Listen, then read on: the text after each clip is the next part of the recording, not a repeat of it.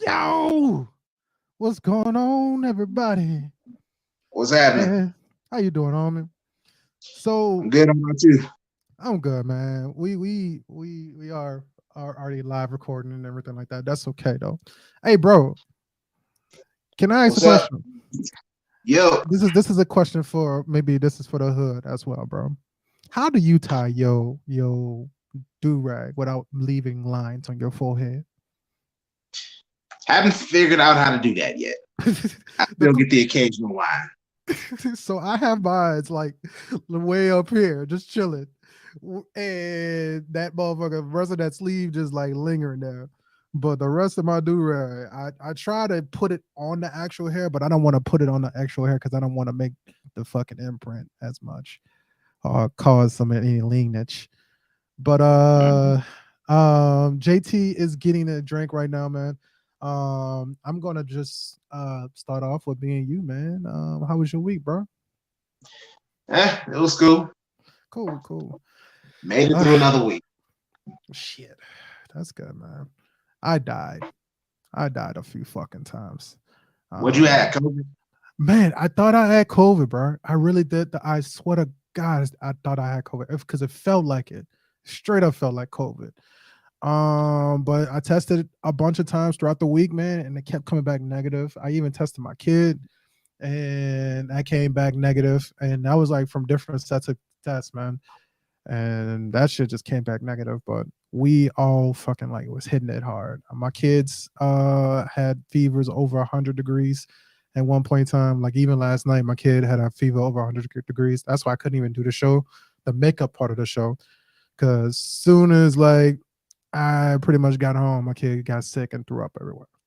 So I was like, oh yeah, I'm about to go get started with this, and then like all of a sudden you hear my son just fucking go everywhere, and he's been having a hard time. I didn't get the nausea aspect of it, but my wife and both my kids got nausea. They both got sick, so that's not fucking sexy. But I still have like shortness of breath. So it's a thing. So if you hear me in the middle of the conversation, be like, that whole thing. Yeah, that's me trying to not only hold back a cough, but also my body is voluntarily telling me, shut the fuck up right now at this point in Mm. time. So, all right, JT is officially in this mug. So, How's it going, JT? What up, y'all? Good afternoon, good evening, and good night. as the great Truman said, um, with That's a that, good man, movie. that is we should do Truman Show. Matter of fact, I want to do let's do Truman as an April Fool's movie. We could discuss the intricacies of Truman right now. Okay, I'm Oh, intrigued. How would you say that? So listen, when I was a kid, my life was the Truman Show. Okay. That's what it was. hmm. You know what I'm saying? I have me a little fake audience, and I would explain to them what I was doing.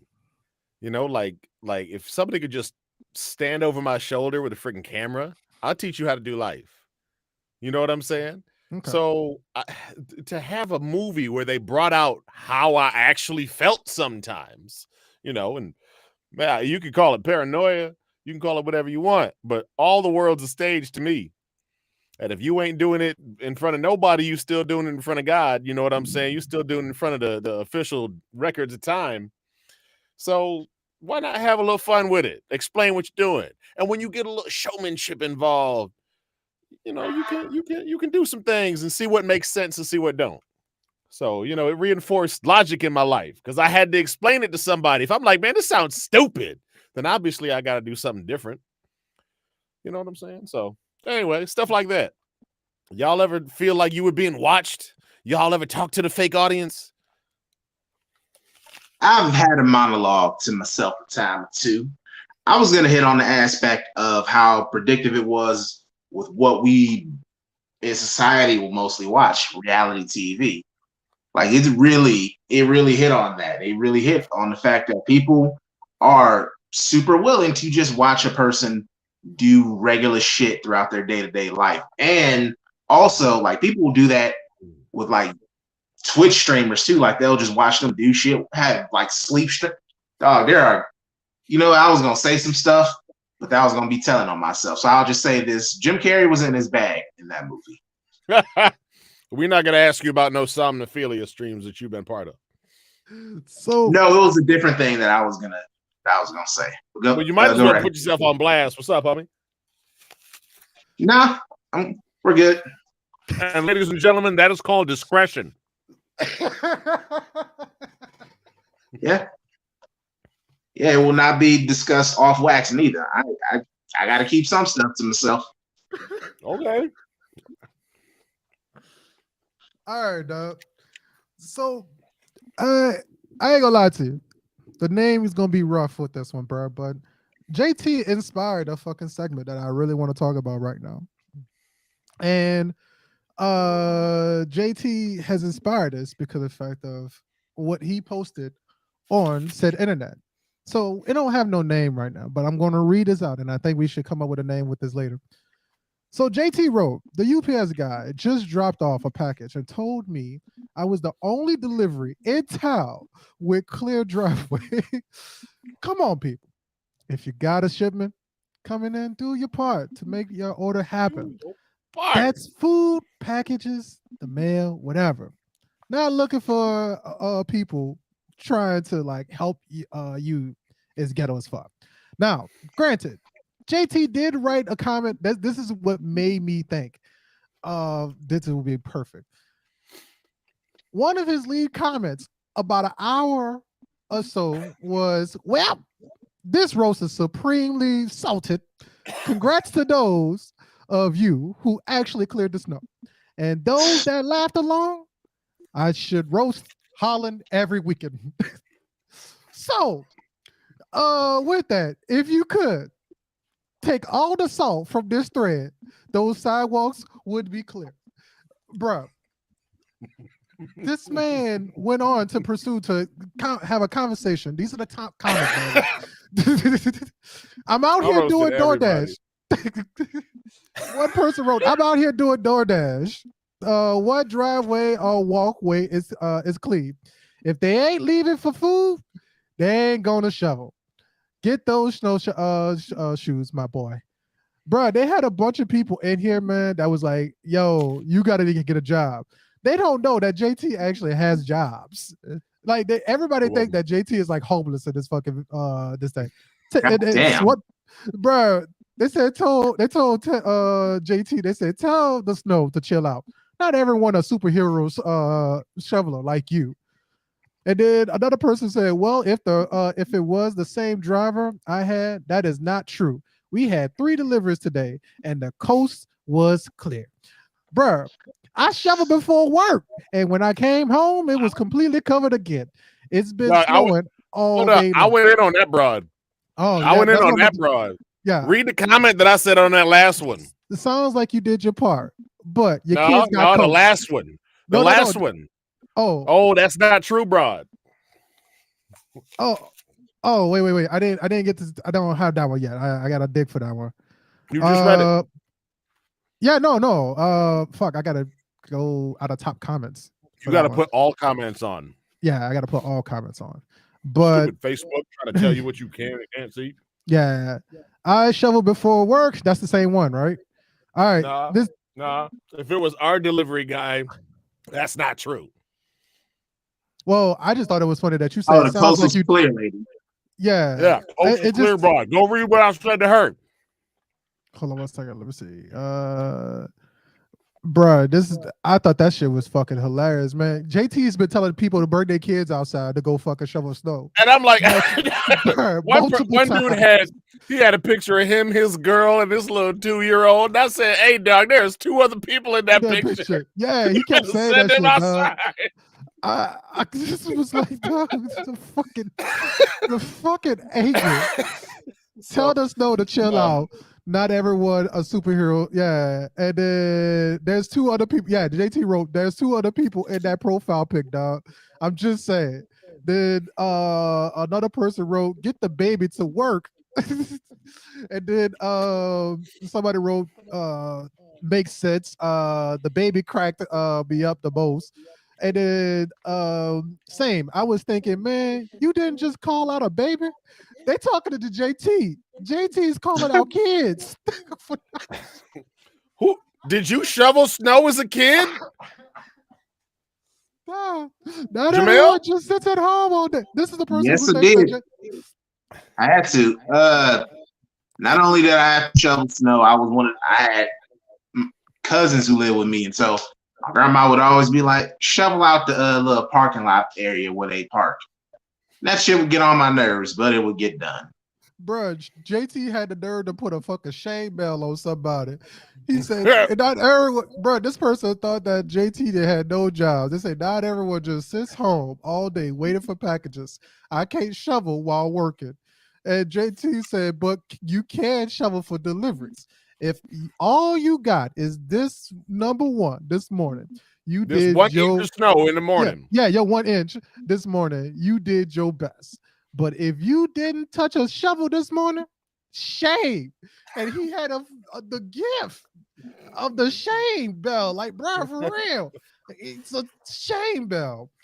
My God, man. So with that, man, I would love to scour the internet for salty ass fucking moments like this and just keep this. Or you can just follow me on Facebook and I'll bring them to you. Oh my God. And you got to he show put what it, happened to that woman, though. I roasted the fuck out of that woman. oh man, he Gold said, Coast is clear, broad. Go see what I no, said about her, dog. You got to. I'm gonna see if I can find. I'll see if I can find it again. Jamel Stahl, Willie looks. Bruh. Oh yeah, man. Yeah, Jamel, man. Do let's say what I said, man. Start off to say what I said. Oh, What's the question? I found this actually. Well, if it was the same driver I had, that is not true. We have had 3 deliveries today, and the coast was clear.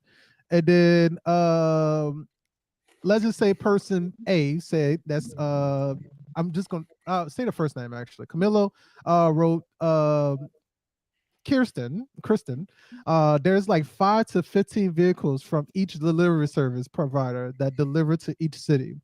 And then JT wrote, Kristen, why are you complaining when you ain't the one getting called out? That's the exact opposite of ghetto. Oh, it's not my problem, so it's not a problem. Tail. And then he puts up a fucking cartoon. Lord Jesus, a fucking cartoon in this thing with an eagle. Cartoon. It's 2 eagles sitting across each other having coffee. Do you think the owl is a predator? And then they wrote, of course not. He's not bothered me. Exactly. And then the eagle went to fucking sip his tea as the other one read the newspaper. And then the same one that sipped the tea said, no idea what Mr. Mouse was going on about. Oh, shit. That was some real Karen energy. That's all I'm saying. That's all I'm just saying. That was some real Karen energy. Kristen wrote JT, says, sorry, son, at whatever. I was not complaining. That stuff don't matter. She don't make no sense. Yeah, I said I'm gonna go on there and let her know that I'm roasting her, and she better laugh or leave it alone. Yeah, dog. It's so fucking like this is a salty ass day. But so many people were so defensive about the snow, y'all. Bro, but the thing is, the UPS guy legit told me, dog, like, you're the only person to have a nice clear driveway. Thank you for having a nice clear driveway. You're like the only one in town. That was his exact words. Yeah, that's okay, man. And like, I'm just sitting over here thinking, if I'm the UPS guy, your package is getting thrown at your doorstep. And you wonder why. So many delivery dudes was like, that's how we do. Like, you only shoveled this far, that's your package is getting left. That's very true, man. Now, speaking of throwing shit, Brittany Griner showed her first video where she threw down her first dunk since it came out, man. And she went on to say thank you to Joe Biden and everybody else, and she's going to do everything in her power to help get Paul Whelan back and other families who are locked up over there as well. So let's start off with this. This is a basic question. It really doesn't really need too much more because we didn't kind of beat this fucking drum for a while. Brittany Griner did this dunk, man. If you was a person that just got locked up and you just came back, would your first thing to be to be focused on is getting a job. That's for either one of you. If I'm a basketball player, I already have a job. She's a professional she's a professional women's basketball player. Yeah, She always has a job. It's just in that Yeah. the problem is she pigeonholed in the industry. Unless you're going to try to skip, from basketball to baseball like Michael Jordan did, she always going to have a career somewhere until she retires from that sport. fair. Okay. Yeah, And obviously, she ain't losing no time and she can still dunk. That's all. What's up, Jamel? I was gonna say, yeah, that doesn't apply to her situation. She's still a member of the Phoenix Mercury, so she's good. She's just getting back in basketball shape and probably wanted to do something fun that she ain't did in many a month because she was in the gulags. Gotcha. Yeah, That's more. That's you're more a regular like, person. If you're a regular everyday person, sure. Like first, focus on getting yourself right because you've been in jail. But then you can focus on getting a job if you need one. Yeah, cause that's what I feel like, man. You mean you done went through this shit for like 9 months, at least 9 to 10 months, and I would think that like your first inkling to do is take at least a few weeks off, man. And Well, here's the navigate thing, shit. though. And she didn't. It Here's feels the like she thing. didn't do that. With sports, a lot of those guys, it's like that's their therapy, and so she's probably been pent up, and like that's helping her get refocused back in life because basketball, that is her life. So she's just like, dog, I haven't done this in months. Let me go ahead and get me a couple of them and get back to normal. Okay. Why do you think Tom Brady ass is out there near 50, getting his ass whooped? He doing it because he loved the game and also game all he got now. So it's there. Yeah. And she dating somebody else, man. Now already. Damn, that's crazy. Pete Davidson. Dog, you'd have thought, bro, if Pete Davidson came out the woodwork with that one, I dog. would not be surprised. No, Look, it's Brittany a can't Griner knock that came man. back, and I had to welcome her home, okay? Nobody else was going to do it. I jumped on the grenade. I can hear him I now. was talking about I was talking about Pete Davidson smashing Giselle right from under Tom. I was Honestly, talking at this about rate, Pete Davidson and smashing BG. The fucking the disorganized ideas that just happened just now, bro. Jamel was being so harmless and just was like, "Oh yeah, we're gonna be consoling Tom Brady as he goes through the struggle of this," and then fucking JT is still trying to get BG I didn't. some dick. I What really the didn't. I fuck? said Pete Davidson maybe smashing his ex-wife. I was trying to be funny in that way. I know that's what I I'm think we saying. both got to the joke, Yeah, but his is kind of fun. It's funnier to imagine Pete Davidson pulling up on Brittany Griner and her JT. going for it. JT wants this woman to get some dick so bad. JT's like, just feel a little you bit of can't the want magic. something for somebody more than they wanted. Okay, that is the root of all kinds of problems. If you want something more for somebody than they want it themselves, you're gonna have a bad time. I do not want BG to get some dick. She is a lesbian, so therefore, it's not really in my prerogative to tell her, "Hey, BG, go get some dick now that you're back." That just ain't her cup of tea. Yeah. And guess what? I'm okay with that. Okay. I appreciate And you. we should all be motherfuckers of the world. Yeah. We should all be. We should. Now, quick thing as well, man. Next one is fuck. Man, I said what I said. I gotta make sure that I had wrote this all the way fucking down. Look, I got a couple tonight. Twitch fucking passed away. No. Twitch passed away. Come on, that was a tragedy. 40 years old, y'all. Yeah, Twitch passed away. Now, I did write a joke. It was me joking. I knew what happened. But at the same token, see that joke that I wrote, bro. It was my like bounce back from the dead ass joke that fucking came up on your end. But only way I could fucking process it was the joke about the situation, man. This dude is fucking 40 years old. He's kind of within our fucking age range. you know, Whoa there, and big boy. I get it, bro. But we close, man. You know, I'm not. we in middle school. Look, you Gen Ys. Hush. He's still a millennial. What are you talking about? Jamel is a millennial. He's a Yeah. late millennial, but he's a millennial nonetheless. The Oh, same thing with Jamel. the same thing with Twitch. Twitch is a millennial, so he's in the same fucking gen range, right? Let's just say that. But with that, man, it definitely puts a different sign on what is considered like happy and sad, I guess you would say, because people are now seeing looking at videos and shit of him. Apparently he left an actual note for after his suicide, and it's a different process for people. So I'm gonna say that. I'm just gonna leave. I'm trying to cut it short with that. Is that it? What the note say? Did he leave any thoughts? Well, they didn't read too much detail into it. They just basically say that like it looks like he was battling old challenges, and that's how it was worded. Is that he was battling old challenges.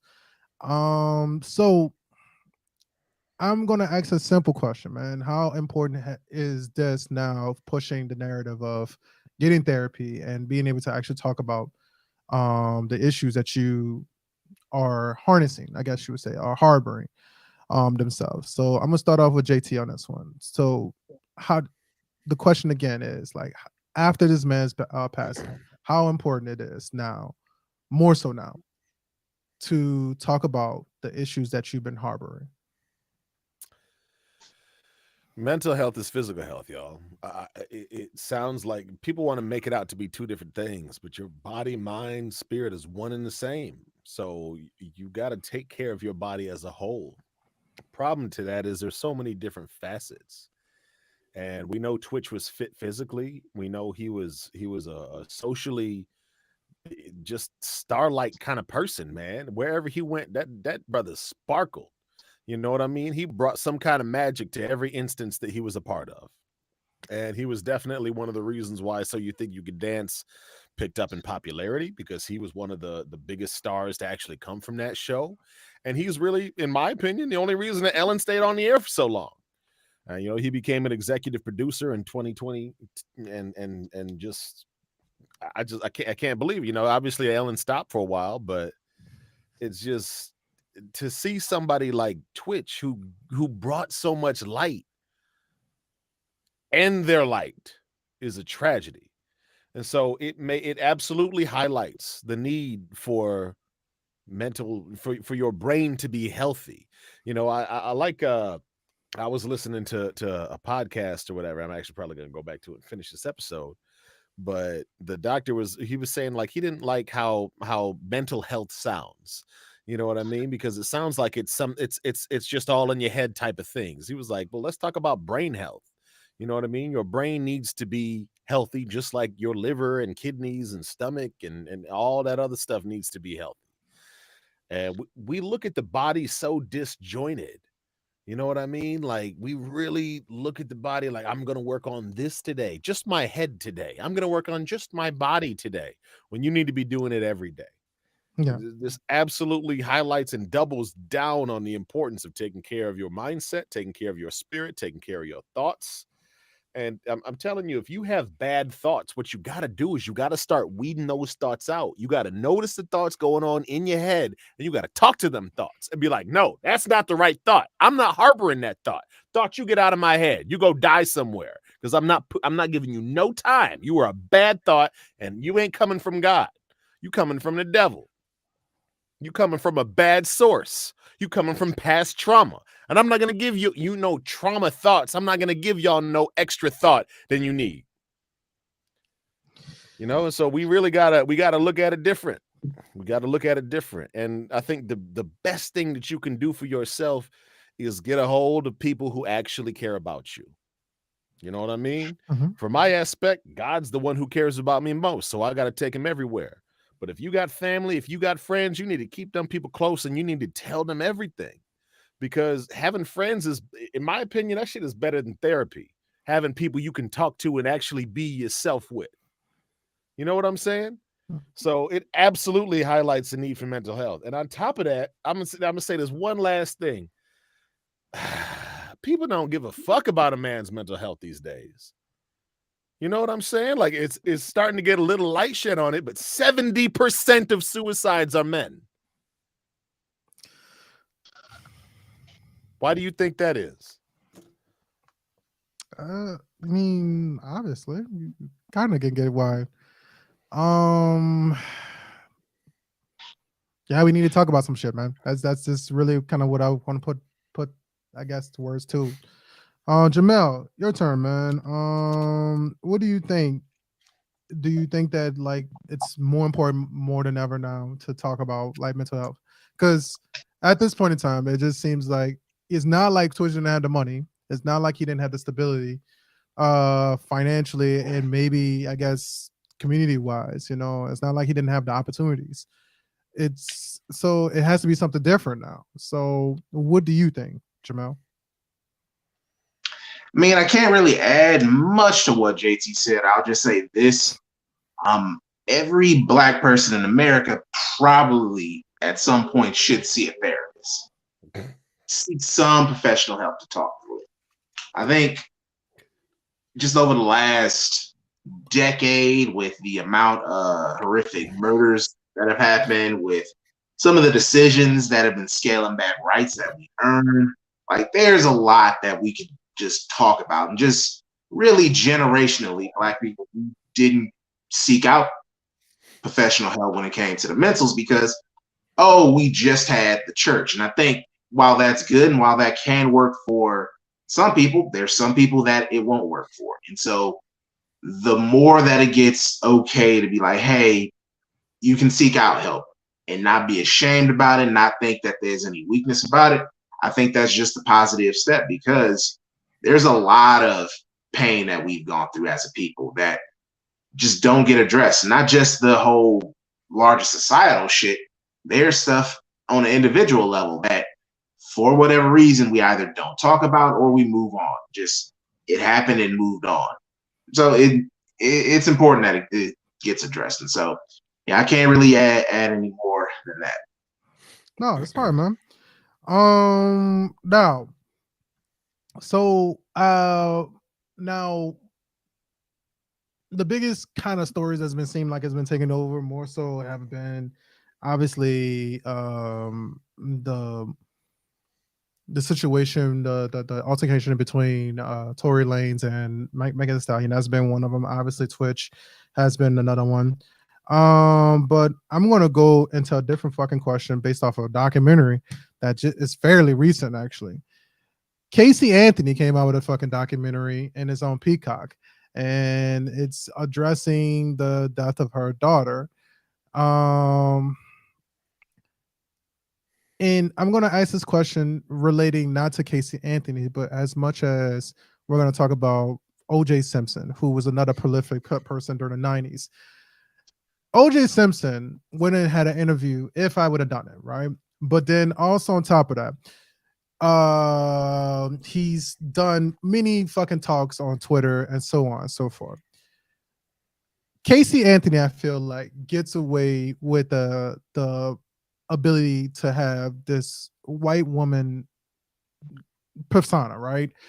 This fucking white woman face, and do this interview and not get fucking put thrown under the jail. That's my opinion. And I hate trying to ask my opinion into the question, but do you think that if O.J. Simpson did the same fucking documentary, that we would not be reopening in this case?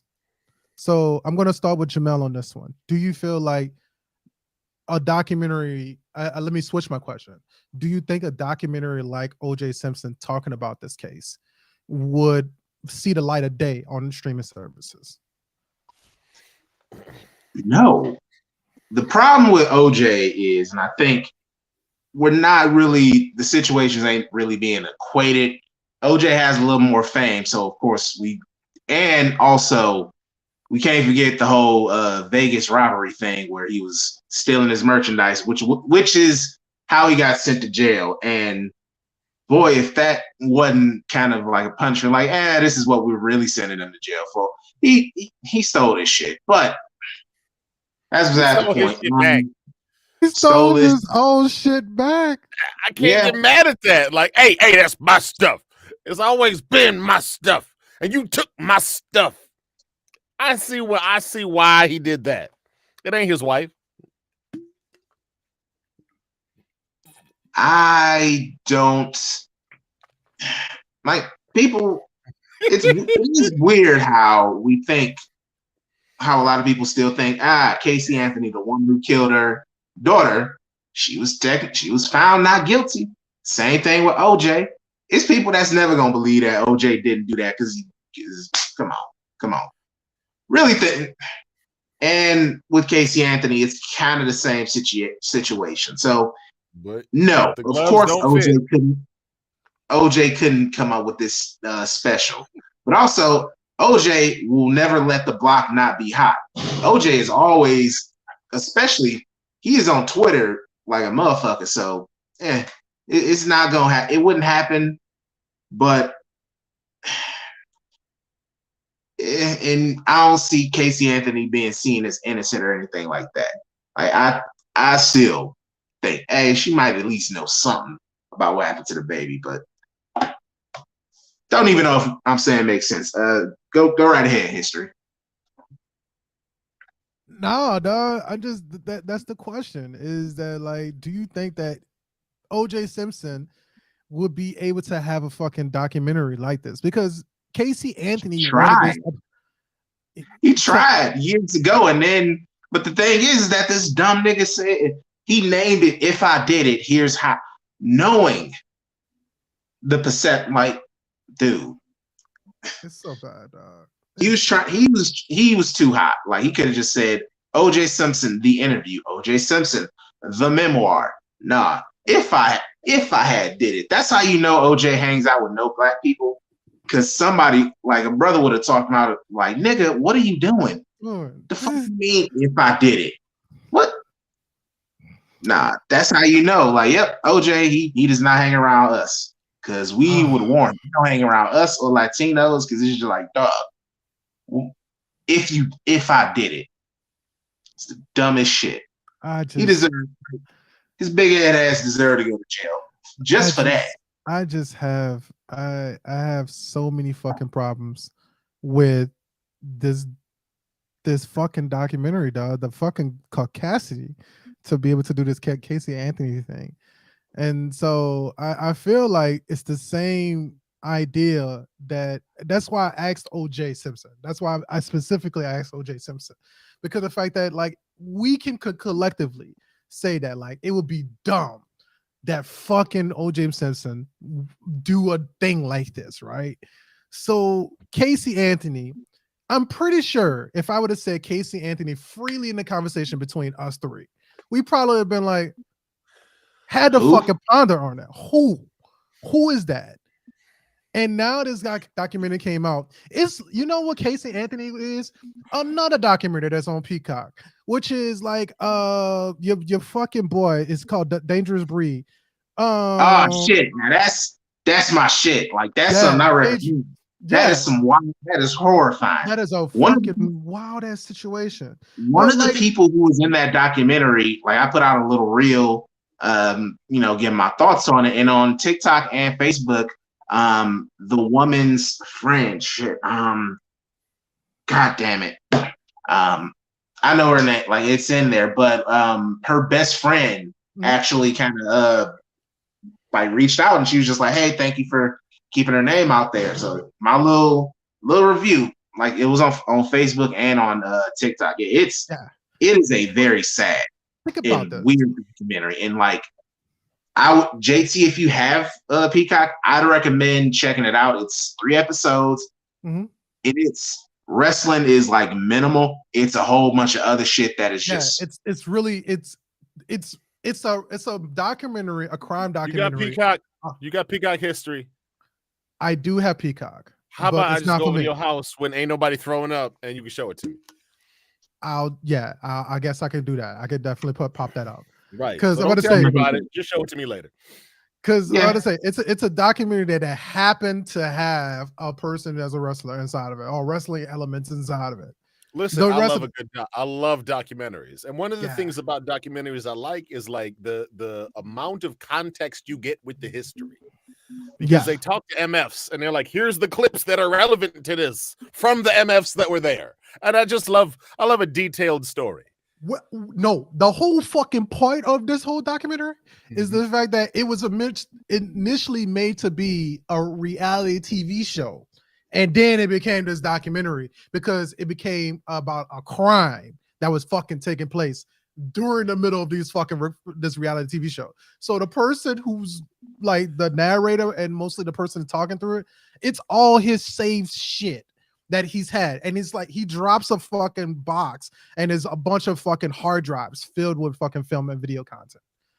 A bunch of hard drives. So he got all the details. He got it on tape, y'all. He recorded this dude for like 10 years, right, Jamel? 10 to 12 years? Not fully. It started in 2012, and then it went on for like, I think, like 5-6 years of just him filming stuff up until 2016 when the young woman what kind of Tiger King shit is this? All right, I'm sold. Show me this crap history. Yeah, I'll be down. It's so fucking crazy, dog. Scoop me up tomorrow and we'll watch it. I'll say this. There are some moments in there where you're like, yeah, that specifically is some white people shit. There's some. Well, that's the funny thing about it is it does have like a Tiger King element because the guy is a fucking breeder of cats. Listen, it's listen. Also like Tiger King because it started off something else. The original purpose of the documentary of Tiger King was initially about like illegal and exotic animals being traded, and it spun off into what it became. Yeah. This was just about this dude reality show, and he got cats and wrestling, and it spun off into a whole nother thing. So it's interesting, and it gets look, weird. Y'all, I got a rant coming on. Okay, go ahead. Look, as the resident African of the historical voices from the East Side, my life has been a dichotomy of interesting truths about various forms of Americans, all of who are Americans and our fellow citizens, all who are our family. But I tell you, there's some differences, right? I want to let you know what like white people energy is. Let me explain this. White people energy is all of the systems that are created will support me properly. That's what it is. So when you see a dude setting the ladder up and he got another ladder on the other ladder, not in no tiny giant way, like two just regular ladders, that is some white people energy because he has full confidence in that the system will uphold him. You see what I'm saying? Dog, I just couldn't even get over the fucking first part of just that resident African. But yeah, African, damn. We got to try and get that into the lexicon. That's a good one. It already is in the lexicon. You're welcome. I've been doing it my whole life. I'm making a fucking t-shirt with that shit. I should put that. If you give me that for Christmas, I'll wear that. I'll wear it for at least 3 episodes. The residential African. But so listen, y'all. But for real, like we would have. So my mom is white and my dad is black, and my dad is from Ann Arbor. So I spent a lot of time in Ann Arbor, Ypsilanti, Detroit, being with family, and that was the black family. And then my mom's family is from kind of like the Spring Lake, Muskegon-ish area, kind of around that area. So very different, much more lakeside, Grand Haven type of vibe. You know what I mean? And like going from one grandma's house to the other grandma's house, you learn some differences as a kid. That's all I'm saying. And it amazes me how little we are aware of how other Americans do life. So one of the things I really like about like true reality TV or documentaries is they're just putting the camera up and seeing how MFs do life. And it's so different than what we are. You know what I mean? And so like I said last week, to be black is to see a level of risk in the world that other people don't see, because you feel like the systems aren't made for you, and because they're not. Most of them are actually specifically not in America. We got to change that. And so, like, white people energy is the exact opposite. It just feels like, oh, all of this stuff it's all a go. It's all for sure, and yet you have not done your part to actually make sure that the system continues to revolve. Oh my God. So it's two sides of the coin. And what we need is more Black people who feel like, yeah, I can be empowered in this system.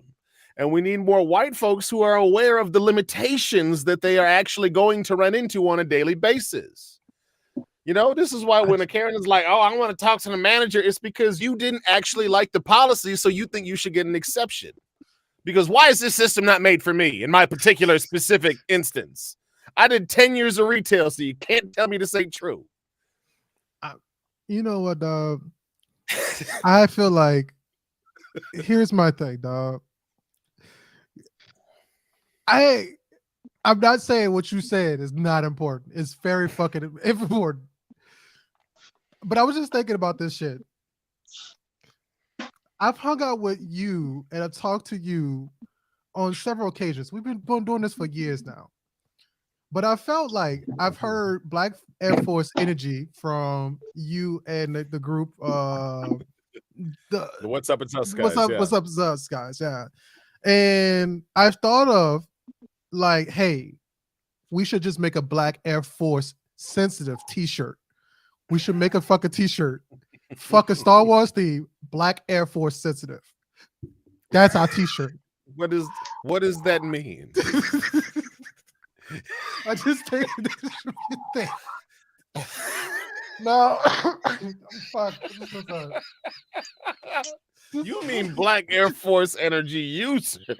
No, what's I saying? There's levels to this shit, bro. So I just think that we gotta have a Black Air Force sensitive shirt. We should have a shirt that says that. Yes, absolutely. There is the only thing I can think of, and I'm trying to put words to and an imagery to, is we got to get this African shirt made as soon as fucking possible. Copyright that shit right now. Just in time for Black History Month. I need it. Yeah, it's gonna have like USA with Africa's bottom. Bro, we gotta get somebody to fucking make that fucking t-shirt like as soon as possible. We are missing out on opportunities. I can see that design already. Damn, I feel like this. All right, there we go. We got fucking 2 catchphrases now. Black Air Force is sensitive. Black Air Force sensitive. I need you to elaborate on that, dog. Like when you hear Black Air Force sensitive, what do you think? I'm just like, Black Air Force and sensitive don't usually go in the same sentence. But so being force sensitive means you are aware of that force energy. Yeah. You know how to react to that energy. So when you got Black Air Force sensitive, like, dog, in order to react to Black Air Force energy, I might have to pop a cap. Like, what are we talking about here? History? Like, I need to understand what level you are. I just want us to treat it like a nigga moment, almost like a nigga moment. But it's just that you know what? I want to say this. Tom, when he seen Usher and he fucking smacked Usher, that was Black Air Force sensitive. That was Black Air Force energy. No, I'm not gonna say that he was Black Air Force energy. He tapped into it for one single maneuver. Yeah, that's Air Force sensitive. And then got the shit beat out of Right. But like, so sensitive. The problem is you're either a force wielder, a force sensitive, or you're a muggle, from my understanding. Yeah. Right. Like you either can move the force, can wield the force. You can sense the force. Like, ooh, we shouldn't go that way. That's icky. No, you know what I'm saying? Oh, that's Luke's lightsaber. It's powerful or whatever. Well, you don't get nothing. I would say that it's just consider it it's a I wish a nigga would day statement. It's a try me if you will and see. You've gone through like 4 history. You have gone through like 4 or 5 different franchises. Just letting you know. But it's like, so what you're saying is I dabble. Yeah, I dabble. Oh yeah, that's exactly what it is. I see what you're saying. Yeah. Sensitive ain't using. Yeah. Those are two completely different things. So when Yeah. you say sensitive, like I feel like you need to be like a sensitive response to your energy is Yeah. equal or overwhelming force. like you The not bigger, blacker Air Force energy. You know what I'm yeah, saying? yeah. Like you mean Black Force energy, Air Force energy is different than the fact that you be sensitive to it. I feel like Oh, you got a chance if you want to try today. Like like lions ain't going out eating people actively today, but if you want to see how it goes when you jump in the kennel with one, let's see how it might wind up being. So with that, I'm not saying I would that absolutely love. I would like to see more human versus animal combat sports. Hell I think yeah. there's a lot of people that run their mouth and would get put right in their place. You got Mike Tyson over there talking about he'll box a bear or whatever. See that bear come out and just well, actually, I that's a believe that. good. he Hold would up. get I believe Leonardo Mike Tyson DiCaprio. would fight a bear. 90s He Mike would Tyson, try. he would scrap with a bear. And you know what? If it was a black bear, he would win. Fucking eat his kids. I'm gonna fucking destroy him. Mike Like, Tyson would beat the shit out 80s, of a black 90s bear. Mike Tyson, He shit. would That dude with he the would knock tigers, a that black bear dude, out. But a grizzly he bear, got a I shot. don't know about that. He got a And the shot. grizzly I think bear is what North America got, so he would have to fight what North America got to prove he's the toughest in the continent. That's all I'm saying. That's how I'm ranked talking. power works. 80s Mike Tyson, peak Mike Tyson. I love to see him fight a bear of any kind.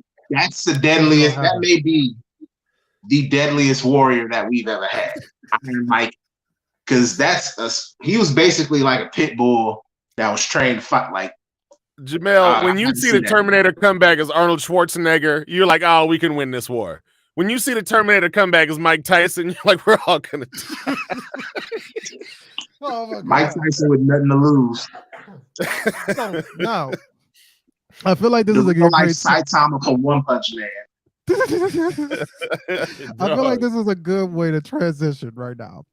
So speaking of fucking of animal warfare against humans. Wait. Before you go very further, important things. Go ahead. Before you go further, I want to give y'all a history nugget for this week.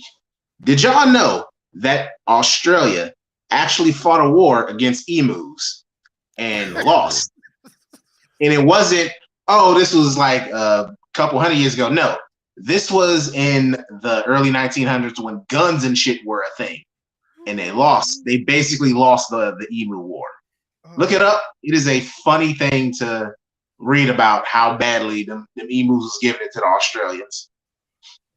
Well, that's the funny thing because like Australia also had a war against their fucking like toad or whatever like that population. Am I correct? They fight against. They were getting overpopulated and ransacked by a bunch of fucking toads. Yeah, a lot of invasive species in Australia. It's a horror. It's a huge problem. Yeah, like cats have devastated native bird populations, toads, rabbits, kangaroos. Like non-native stuff is fucking up Australia. Like they ain't built for them. It's fucking up some of their ecosystem. Yeah, like humans, we've ruined so much of Earth just existing.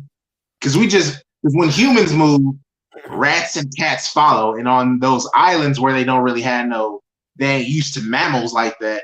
That devastates a lot of them populations. And so like New Zealand is another case like that. And that's been history / geographical moments with the historical voices. You learn something every day. So now we have defined a couple of key phrases that I think you will find reoccurring in the historical voices from the East Side. Let's recap. First off is African. Somebody like me who's biracial, we call them Hafrican because half of them is African. Yes. There we go. There's many reasons why you might want to use this, but the Hafrican perspective is normally very, educated about WPE or white people energy. And so we discussed what white people energy is. It is believing that whatever systems or supports is going to just support you all the way, regardless of your abuse. Fair enough, man. And then we have Black Air Force energy sensitive. Yeah. You gotta put Black Air Force sensitive. Black Air Force sensitive. And that's for somebody who got a little pinch of Black Air Force energy, and you don't really know when it's gonna come out or expire. So try them if you will. You might just overrun them if you hold out, but sometimes you just got the wrong nigga. I just You just got the wrong one sometimes, and you need to retreat. That's the only thing I can think of as a great example is Tom when Usher decided, "Oh, I'm gonna be nice to your daughter one fucking day," and then he smacks Usher. It just came out just a tad bit, just at that moment in time. Look, Tom, Sarah, and Usher is a classic episode of the Boondocks, and honestly, if you haven't given the Boondocks a watch, you should. Yeah. From one African to all the audiences, Oh this is gosh. an excellent version of the ghetto that you need to be educated on.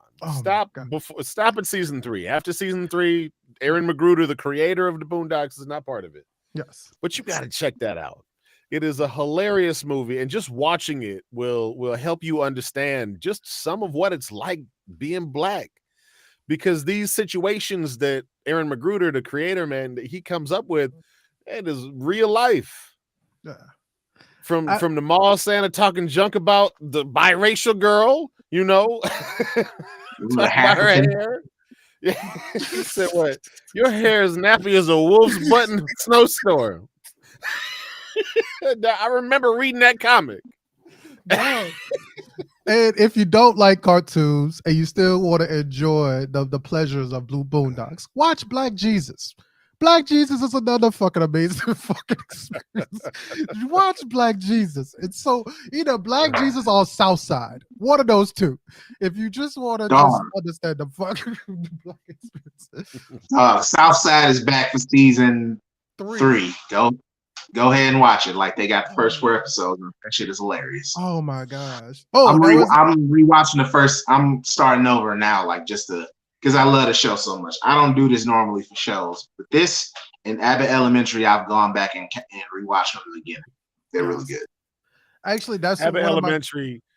If I can endorse for 1 second, Abbott Elementary is the best sitcom since Parks and Rec. I haven't watched Parks and Rec, but I would definitely. Oh, nah, man, I haven't been interested in Parks and Rec. Nah, listen, it's a weird. That first season is weird, but then it picks up immediately in season 2. Like the first season is just a trial run, and it's still pretty funny. Yeah. Yeah, you can tell. Come on, history. Look, I'm telling you, Parks and Rec. Watch it. It is quality. It took me a minute to watch Community, and then it also took me a minute to watch what's called The Office. I have Community. It gets pretty bad towards I think the last 2 seasons. So like after season 4, it becomes kind of like very there was a season where Dan Harmon wasn't involved. Like season 6 is like there's some good stuff in it, but it was on Yahoo. Like that's how buried that season of the show was. It was on the Yahoo streaming service. Yeah, Yahoo had a streaming service for in these shows. Yeah, like that's. So I think that was back when Hulu still might have been free when that season aired. Because remember, Hulu used to be you didn't have to pay for it; you just needed to sign up for it. Yeah, God, that's not that long ago, but that's so long ago. Yeah, I'm not mad at it. It's just the fact that like I genuinely like the actual show. I like Community, and I've watched over 3 times already. So I'm kind of one of those people that's now sold on like give me the fucking movie, and just like the 6 seasons of the movie. Like I'm sold on that. But I'm not saying that that 70 show is another one. Like I never really watched these fucking like wholesome white people shows. Just never was like super down into. Listen, hold on, history. Let me give you a gag. So in that 70s show, Red Foreman, played by Kurtwood Smith, who is a notorious hard ass, Red Foreman gets fired from his job one day. Yeah. He goes to the bar and he calls the house. And Kitty, played by Deborah Jo Rupp, who I absolutely adore. She is one of my favorite people on that show. She cracks me the frick up, bro. I don't know why. And I love it. Yes, I love it. And anyway, so Red calls Kitty and tells her he's not feeling well. And she freaks out. So her 17-year-old son or 18-year-old son or whatever, Eric, says, you know, what's going on? She says, your father said he's not feeling well. That Oh, he fucking went out. He went He's out. drunk. That He's was like, yeah, I love that 70s show. Like it is. It gets terrible. That final season is a son of a bitch. Like, oh my God. That's how it is with a lot of shows, though. You'll find out there's a trash ass last season, or yeah, it fucks with you. But yeah, I say if you haven't seen that 70s show, definitely dip into it. Like the show, like for me, the show surprisingly holds up in a lot of ways. I will say this, and it's something that happened that now, because we live in 2022, it happens with a lot of shows or movies that I go back to. It's like, God damn, why is this star got to be such a creepy bastard nowadays? One of the stars, like Danny Masterson, who plays Hyde on the show, he was in the Me Too movement. He got accused of rape. Bro, he just got off again. That fuck, like it fucks with me. Like the Scientology, that gang is real, and it fucks with me with that. Like it messes with me going back and watching movies with Kevin Spacey. Dog was one of my favorite actors. Now it's just like, now I gotta think about all this creepy, weird shit and borderline pedo shit you've done. Ain't no borderline, dog. Yeah. He was doing that shit, man. Like Bryan Singer, director Bryan Singer. I'm like, man, behind the camera is a pedophile. Just open with it. Dog, he got okay, let me bring bro, he got the pedophile shit in 1997 before he blew up. That should have killed him. Like, and it wasn't even it was out there, and he got 4 X-Men movies, he got a whole bunch, he got a Superman movie. Dog, he got all of this stuff, and it was just there. And finally, when it came to the Queen movie, that's when it's like, hey, this dude is nasty and has touched me when I was a child. Bro. And I can't enjoy stuff and it's just in the back of my head with some of this shit. So The Usual Suspects came out in 95. Wow. So I need y'all to understand what a buffer fame is, because enough people saw you in something that they liked, not because they know you, not because they know the kind of person that you are, because they watched you and they liked your performance. They want you to avoid legal trouble, whatever may be your crimes. This is unacceptable now in today's age. JT, what studio put out Usual Suspects? I'm trying to see something. Distributed by Gray Mercy Pictures, Spelling Films International, Columbia, TriStar. Okay. I was gonna say, if it was Miramax, guess who headed up that studio? Who's headed that? Well, that was Weinstein. That'd be the Weinstein. So I was thinking, like, wouldn't it be if that's just a triple layer burrito of horrible shit? You got Kevin Spacey, you got Bryan Singer, and you got Harvey Weinstein. And all this crap came to light when House of Cards was on. And I tell you what, it took the wind out of my sails, and I didn't finish it.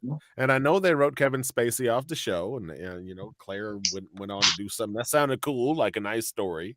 Yeah. But I just didn't have the heart to finish that series.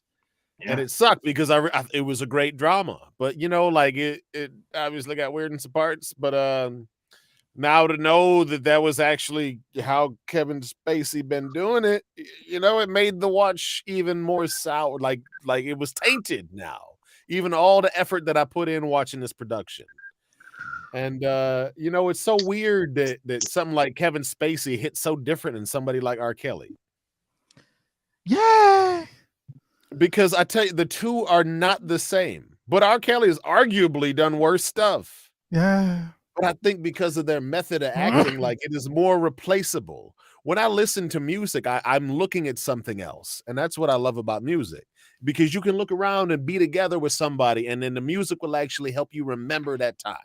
Yeah. And so you can remember being on the dance floor. You can remember the people that you're over there. The one time your auntie was over there feeling nice and healthy, just getting down on it, and you thought she had a bum knee. You know what I'm saying? Like, that's the kind of stuff I remember. When I look at Kevin Spacey, I remember the things he acted in because I was looking at him the whole time. Mm-hmm. So I think music hit different because you don't look at R. Kelly. You don't look at people. But but I think it's that weird like how the that only, hits, right?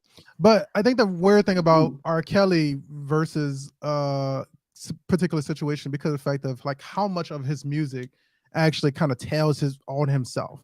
It's almost like when if I go back into whatchamacallit, Boondocks, you mean when you got that I got shot, and you know what I mean?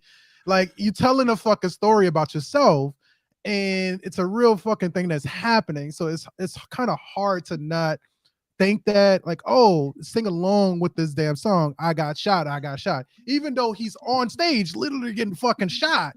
And everybody's like, no, man, I got shot for real. Come on, call the police, call an ambulance or something. It like that's what age ain't nothing but a number is for R. Kelly. Like it is kind of saying that I'll fuck a kid. You know what I mean? It's not okay. It's not okay socially, but I'll fuck a kid. That's what that song says. And unfortunately, like, and that not me fucking personally, by the way, and I really want to make sure I articulate that. But like that's what R. Kelly's songs did. It's the fact of like it's hard to not think, damn, he made this song, and this song basically is telling what he fucking did on the side. Jason, I want to articulate that, by the way, the crimes are just as egregious. Yeah. The ickiness is no different on R. Kelly than it is on Kevin Spacey. Yeah. But because of the method, the way the media traveled, yeah, it hits us as human beings differently. Yeah. You know what I'm saying? I think it's because music, like you said, there's a deeper connection that you have with music. I love movies, but you can music can take you to a specific period in time. Yeah, every time. Every time. Both of y'all probably remember the songs that played around the time that y'all met y'all wives. Like there's a song that has a connection with you. HisStory might have that when his kids was born. Like there's like music will take you to that period of life, that period of like something that you cherish. Movies don't quite hit like that. There's a little bit more of a I think there's a little more connection with music because of how personal it can be. And so it's why because it's short, so you can get it up more often. Well, the problem is with music is I think that's why it's easy for us to disconnect too, is because the fact of music tells our story. So music is that like how JT said, like you think about your grandmother. Well, you can't think about that moment of your grandmother without like having to tell that story about what that song was. It's kind of like Maze and Frankie Beverly. Like as soon as I hear that bum bum bum boom boom boom, as soon as I hear that, yeah, exactly. When you hear fucking Frankie Beverly comes in, the only thing I can think of is like fuck barbecue smoke. You know what I mean? How that sun hit. Like all of those things, just what it brought to me at that very fucking moment. Now, granted, I think that movies do have a little bit of that curse with a few type of genres. Action movies is one of them. Horror movies is another one. And I think that horror movies definitely make you feel like you're hyper aware of a lot of the situations around. So that's where it's that implementing part. But I think that like it's never gonna feel the same way as if you hear fucking happy people on the fucking dance floor when somebody got married. You get what I'm saying? I want to reiterate how short songs are. You talking 2.5 to 6 minutes most of the time. That's like 90% of them, probably not higher songs fall into that. Yeah. And so when you have a song, you can play that in a mix of a whole bunch of things. But if you will it, then the music will take you to that place Exactly. again and again. And I I have agree. been noticing in my own life, like when I hear the music, like I used to get lost in that shit. And now it's just like, yeah, the song is playing, and I need to get lost back in the music, because that's It's, one of it's the healing things about it is just that rhythm and taking you back, that consistency. The beat is the same, it hits you the same. The 808s hit you the same. So you literally got the same rhythms. You are literally feeling the same thing when you play that song again. You know what I mean? Because how vibrations work. So you know what, man? it's effective at bringing you back to a moment in time when you hit them mugs for the first time, or you hit it for the best time. Yeah. But a You movie, you know, got to have an hour and a half to put on. That's all. So, you get Halloween time, you get your summer blockbusters, but those are like the tokens of those times. yeah. Music can hit you at any time because it's 3 minutes long. Yeah.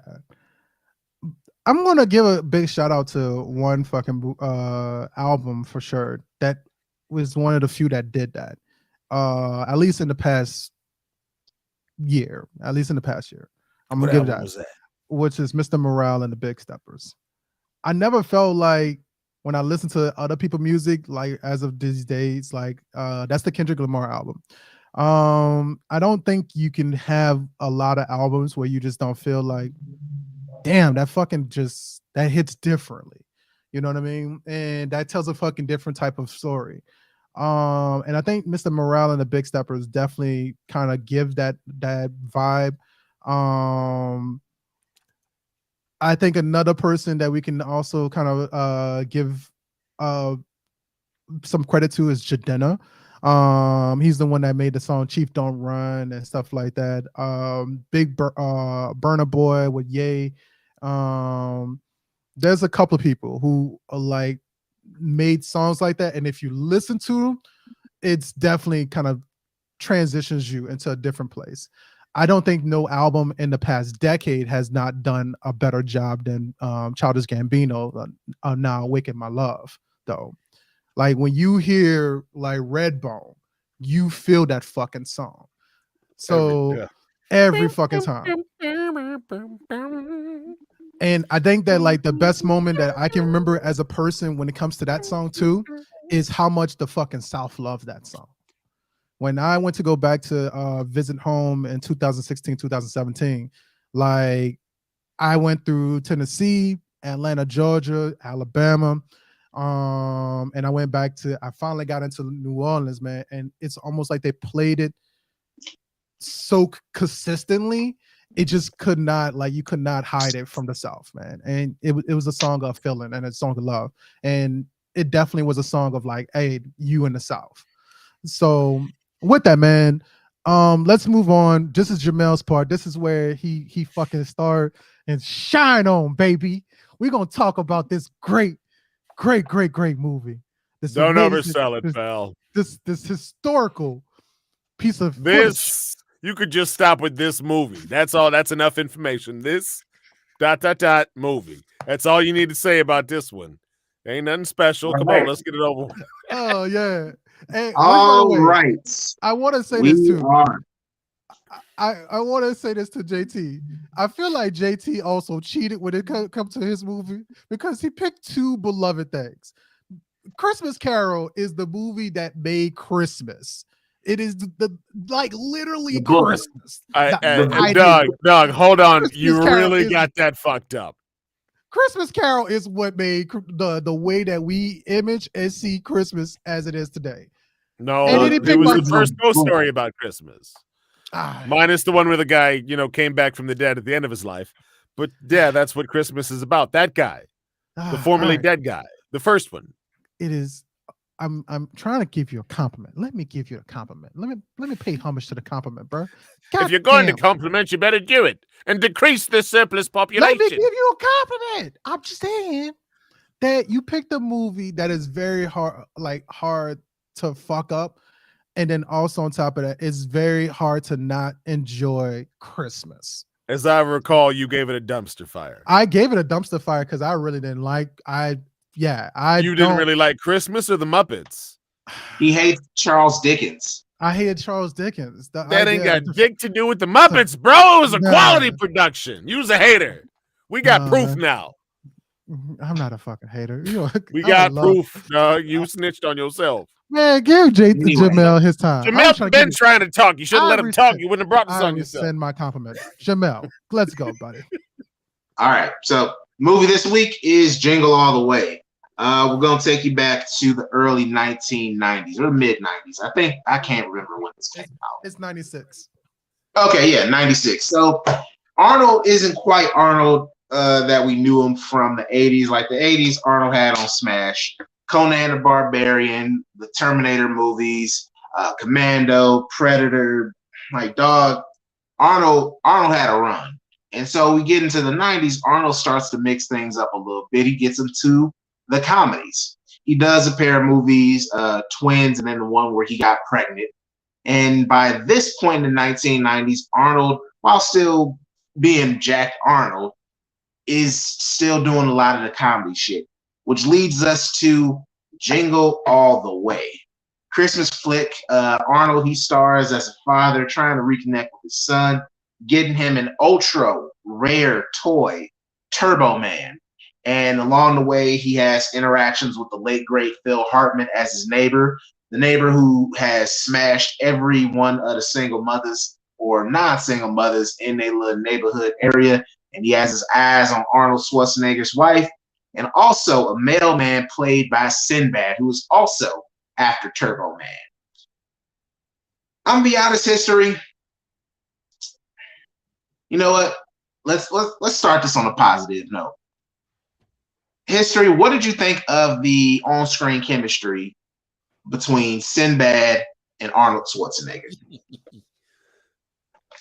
First off, I don't appreciate. I'm about to say JT turned off his whole camera for a second. He was trying to hide how much he was smiling on that one. JT went to take a leak. I know. Go ahead, do your thing, man. I didn't know that part, but I'm just saying. Yeah, I know you're doing something important. Since you asked. All right. So, with that, I think the on-screen. Oh, wait. Before we get into it, send out positive thoughts, send out prayers to Sinbad. Recently, he has been going through a lot of health problems. Kel Mitchell has been putting stuff out there on social media about it, showing his progress. But yeah, prayers up to Sinbad. Hope he recovers, hope he gets better. Go right ahead. History. What'd you think of Sinbad and Arnold in this movie? Yeah, man. Yeah, that's kind of why I picked this movie. It's because the fact of like, I think that I would love to have done a movie where we can give this man his due diligence. This is me secretly asking for us to do a Sinbad month. I would love to fucking do. I want to do a fucking Sinbad month. I want us to talk about how, like, Kazam! Let's not watch that one. The movie that doesn't exist. Let's do first kid. Let's do fucking house guest. Let's do those movies, man. Yeah. And if we had the fucking time, do the Sinbad like comedy specials and concerts that he used to do with Funkadelics and shit like that, man. I want all of the fucking Sinbad smoke, man. Because even if it was bad chemistry for Arnold Schwarzenegger and Sinbad that we don't know of, Sinbad did such a fucking good job by carrying this fucking movie. He had me to read it that. He carried the movie, dog. And I fucking thoroughly enjoyed this movie. I wrote my notes and I was so like enjoyed and I thoroughly fucking love Sinbad in this movie. The fact that like this man went into the middle of he was getting arrested, got guns pointed at him by all these police officers, and he said, he pulled out his fucking package, and he said, "This is a bomb." This is a homemade explosive device. Yeah, made a big deal about this whole fucking bomb thing, right? And then he walks away, got away with the police officers. The guy picks up the fucking main police officer, picks up the fucking bomb, shakes it. Everybody else is like, nah, bro, don't pick up this bomb. And he was like, it's not a bomb. Tears it. Fucking bitch blows up. Sinbad said, that was a real bomb? Sick people in this world. He turned on the fucking people. Dog, the man is fucking gold throughout this movie. He carried this movie. So it's so fucking hard for me not to for me to sit there and say, I hate this movie. Because Sinbad carried this movie and he made this fucking movie a fun movie. And he's the only character that I really feel for throughout the whole movie. Because he actually has an explanation to his sadness and why he's grinding for this so much. So he carried this movie, man. So that's my positive. It's Sinbad just all the way on this movie. I tell All you right, what, JT, go right ahead. my favorite was Phil Hartman, because Phil Hartman is who Troy McClure, the Simpsons guy, was based on. And so- Lionel Hutz and Troy McClure. Mm-hmm. Hi, I'm Troy McClure. You might remember me from such films as Over the Railroad and A Time for a River Crossing. The Erotic Adventures of X. Yeah. Oh my I God. loved it. This Jim movie. Belushi is the mall Santa. Yes. Was absolutely my favorite cameo. And just the fact that the mall Santa Claus took Arnold Schwarzenegger to get a bootleg version of the most popular doll, but it was in Spanish. And so y'all, I have complained many times about the different versions that are out there of certain things.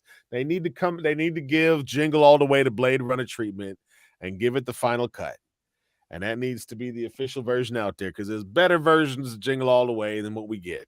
So what we watched on Hulu or whatever the frick, Netflix, I don't know.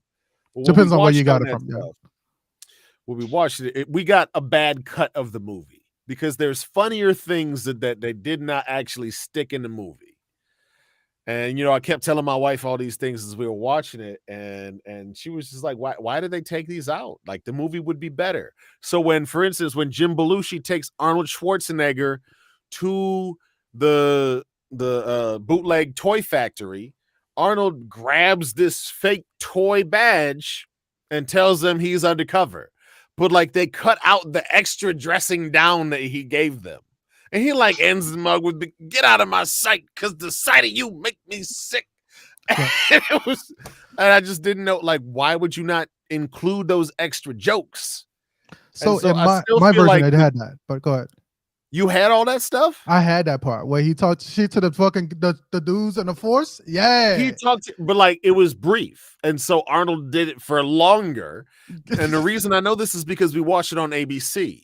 And ABC edited the cut, and they added extra stuff in there for the family viewing. Yeah. And me and my sister loved it so much. We're like, this movie is great. And then we got the cut from the store, and it was it was different, and it was worse. And we were very disappointed. So ABC got the real cut, and they holding out on us. Come on, Yeah. ABC. Give us the good cut. Give us the final cut of Jingle All the Way. That's actually a common thing that used to happen a lot, where there'd be the network cut, the official movie cut, the cable cut, and there would be literally things that were filmed or in one cut, wasn't in the other ones. And so that did create a problem. Like Halloween 2, I think, has one of those where it's there's extra shit that just was not included in the original theatrical cut. Speaking of theatrical, back to the movie. So I'm gonna ask this for y'all, kind of because it's a big centerpiece of the movie. The kid in Turbo Man. Now, growing up, what was your most hotly anticipated toy or gift that you badly wanted from your parent? And history bonus for you, what's something that your kids have wanted in their lifetime that you just that you may have struggled to get because it's been such a hot item? So JT, we'll start with you. What is your most hotly anticipated toy that you can remember growing up? Look, Doug, I'm jaded. I did 10 years in retail. What a toy that I wanted? What's that? As a kid. The Wii. the Wii was the thing that sold out. Yeah, I was 18. The Wii. I was just a kid then. Honestly, I it was probably some Hot Wheels crap, you know, like I remember getting I got some either Hot Wheels toy or Jurassic Park toy, one of the two, with a breakaway wall. And like the commercial made that shit look so epic. And when I got it, I was like, this is whack as hell. And that's when I realized that, you know, the music and the special effects and stuff and, you know, all the fine print mattered when my little 6, 7 year old ass was watching TV. Because I got scarred. I got scarred real early by advertising. And so, you know, I was always wary of that stuff. I really didn't care what the hot toy was. I cared about what I wanted. And, you know, usually what I wanted was some kind of, you know, game that I could always play, some kind of new system, you know what I'm saying? A 64 or whatever. But when I started working, it was when the Wii could not be found. And this mug, like, you couldn't find this mug for 8 months. It was like the Xbox Series X and the PlayStation 5s, dog. That mug was ghosted. It was nowhere because everybody was buying them and they were getting Wii Fit. Sold the crap out of some Wii Fits. Made a little commission of it too. So, you know, I'm a little tainted, dog. I really don't know. I don't know what the best toy was because I don't care Well, about trend. that wasn't the question. It was, what's your thing that you wanted the most? So you answered the question. Yeah, dog. Perfect. Nothing really. It's whatever flavor of the year. All right, history. What about you? What's something that you, growing up as a kid, really wanted, you know, around Christmas? And then what's something that's been hard for you to get your kids for Christmas? Like, because it may have been in hot demand. I'm gonna say this, man. My dad, I'm gonna give a shout out to Teddy, and Teddy did a good job of making sure that I really didn't want for much. So when 64 came out, I got a 64.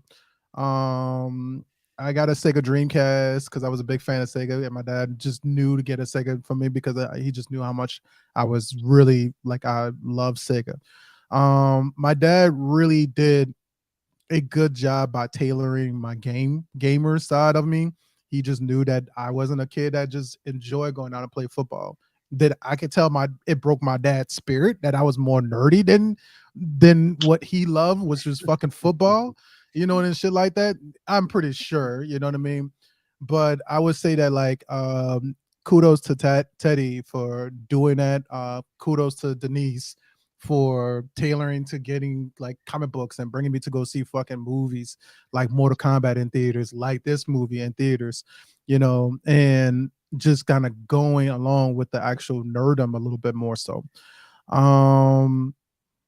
But I would say there is one toy that I can think of that I was super excited about and got so excited that there's technically two, but one was more important than another one. One was so bad that I wanted to commit crime for it. So inside of a Walmart, I go inside a toy aisle. My grandmother was with me, and we were in the east of New Orleans. And I go and see the toy section, and they got this Transformer, and it's the fucking Beast Wars, new Beast Machines, fucking Cheetah. Yeah, Cheetah. Now, if you watch Beast Wars, you knew the fucking hardest one was the fucking Cheetah in the goddamn game. And so he kind of was tough to find, kind of like what JT said. I ain't gonna lie to you. I knew my grandmother was very, very much so the person, like, don't you come in here asking for any goddamn thing. And she was that person. So I called myself trying to like, and I was like maybe under 10 years old at the time. Like, I called myself trying to take the damn big ass fucking toy, stuff it in my fucking pants, and walk out the store real quick with the damn thing. But my grandmother was being a good grandma. She was buying me clothes and uniforms, and she wanted me to change the clothes. Motherfucking big ass toy comes out, She's like, "What the hell is this? You ain't got no big junk, Jason. Why you think that you can just fucking walk out the door?" And like made this big deal about it, made me apologize to the front people. I got my ass whooped by everybody that day. But Damn. with that, man, yeah, I got my ass whooped by my grandmother, Dang, you didn't get the toy. That grandpa, sucks. They done my passed grandpa. you around. Yeah, they passed me around. My That grandpa was was excessive. I'll say that was excessive. The One apology. whipping per instance is enough normally. yeah, I don't but even think you know what? I don't even think a whooping was necessary. He didn't get the thing. Like he didn't get that. She you know it told me not to go embarrassed her, steal out of the making fucking him But store. listen, but when you got told not to ask me for no goddamn thing and you ask for something, Yeah, you done got told. yeah. So Still, the idea still, of that, But I but ain't but, nothing but whooping. Jamel, if you got told, what's the point of trying? Like you done been told. There's no point. And the fact that you even wasted our time means you didn't get the point. yeah. You see what I'm saying? So yeah. So See, we I can't be. I guess I'm soft because I'm like team whoop ass. See, I'm like, I'm in team that whoop ass situation, all the way. he Whoop suffered that enough ass. embarrassment. fair enough. There was you know. enough embarrassment suffered with, hey, you got caught and you're gonna have to apologize to these people. I'd have just Yeah. put you on punishment and like, no fun shit for a while. Nah, I had to write multiplication tables and lines and shit like that. And I got my Mark ass whooped. Simpson. I got my ass whooped by my like my half deadbeat step granddaddy, man. I called him my real granddaddy, but he was technically the step granddaddy. And that man popped up maybe once every 3 months. And coincidentally, it was his one visit. I did it on the same day of the visit. Boy, And the first thing he said, bro, I would have bought it for you. If all you would have just, because he was good about that. He would buy you shit like that because he knew that he was gone all the time. So he would buy just to make up for the fucking missed time. And he just said the same thing. I was like, I remember the argument to this day. Man, I said the toy was so cool, Grandpa. Michael Jackson would want it. I said that fucking shit. That's coming out of a fucking kid's mouth at the time. I That's don't know pretty if y'all, good. That's a good line. Michael Jackson That's would a have great wanted it. line. So yeah, I wanted that fucking toy bad. And I wanted it so bad that like I did not regret those ass whoopings. I almost had that motherfucker. I almost had that He bitch. said, I endure for my love. Yes. Now, as far as my kids have been very basic. My son is just very easy to kind of like usually make happy. He likes Legos. Legos is his thing. If he does ask for a set, we do try our best to get it. One of the toughest ones they fucking get now is actually this Nintendo Lego set. You build this actual fucking Lego kit and you play the motherfucker as if you play the old original NES. And so my family is a big Mario and Lego family, so that's kind of one of the ones that's eluded us, and that's been kind of expensive to get. So I would say if that was the case, that would be it for my son. My daughter, it's really just more so like, oh, can you buy this game that's on this iPad? So if she's big into Sims and shit like that, so it'd be shit like that. That's about it. They don't really ask for nothing that we can't get. My kids have been kind of good and understand. I've always, and me and my wife have always kind of followed Teddy in that aspect of it, is the fact of like, if our kids did ask for it, yes, usually we get it, but they have to earn it as well. And my kids don't do nothing without actually earning anything. And so my kids will even get to the point sometimes that they'll put themselves on punishment for shit that they don't want to earn, that they know that they earn. That's extremely disciplined of them. Yeah, they're very good kids. I perked up real quick and said, "What? Yeah, Self punishment? They figured your it kids, we punish ourselves. Yeah. With the little glasses. out." If you know what, honestly, like if you go and you like leverage your parents.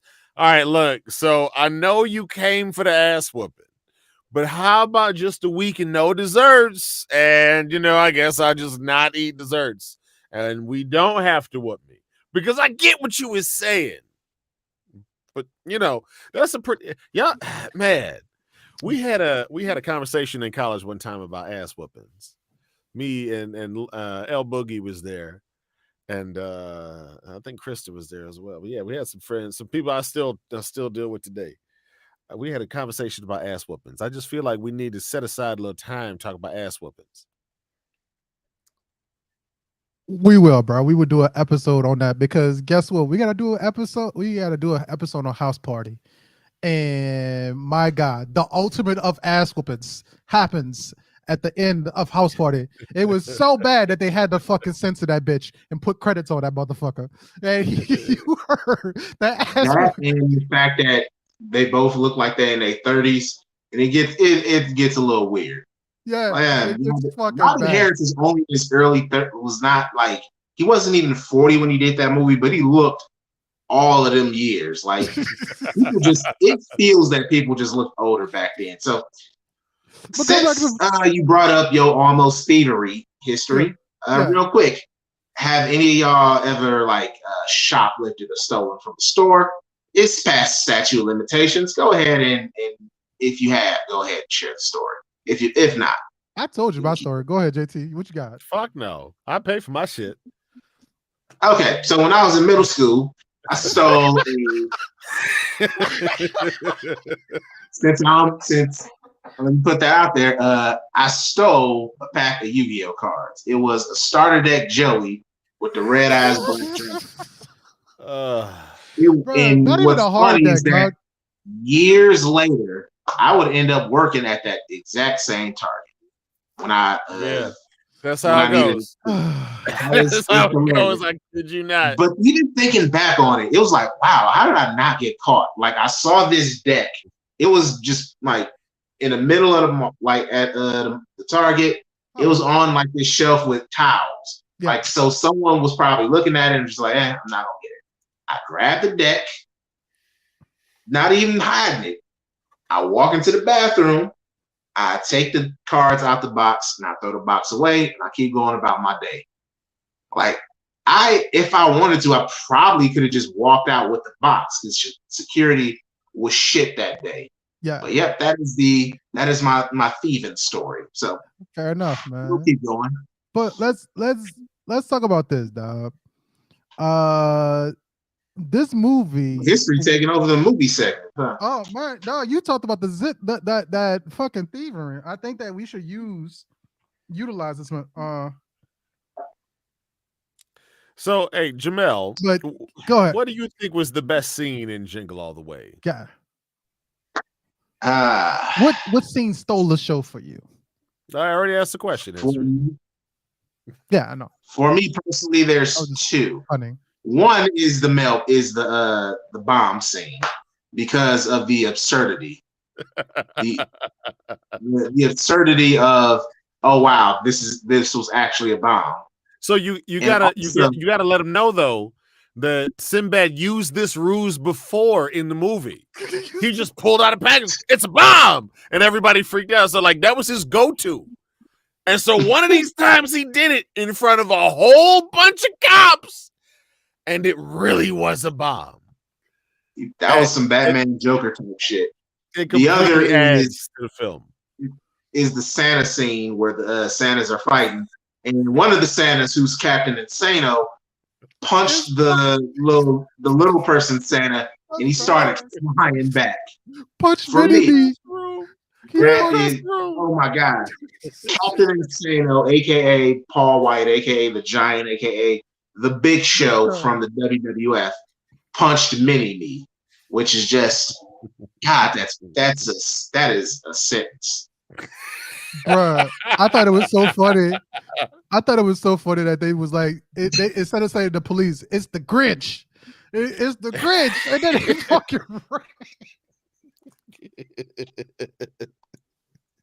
All right, so JT, for you, what was the standout scene?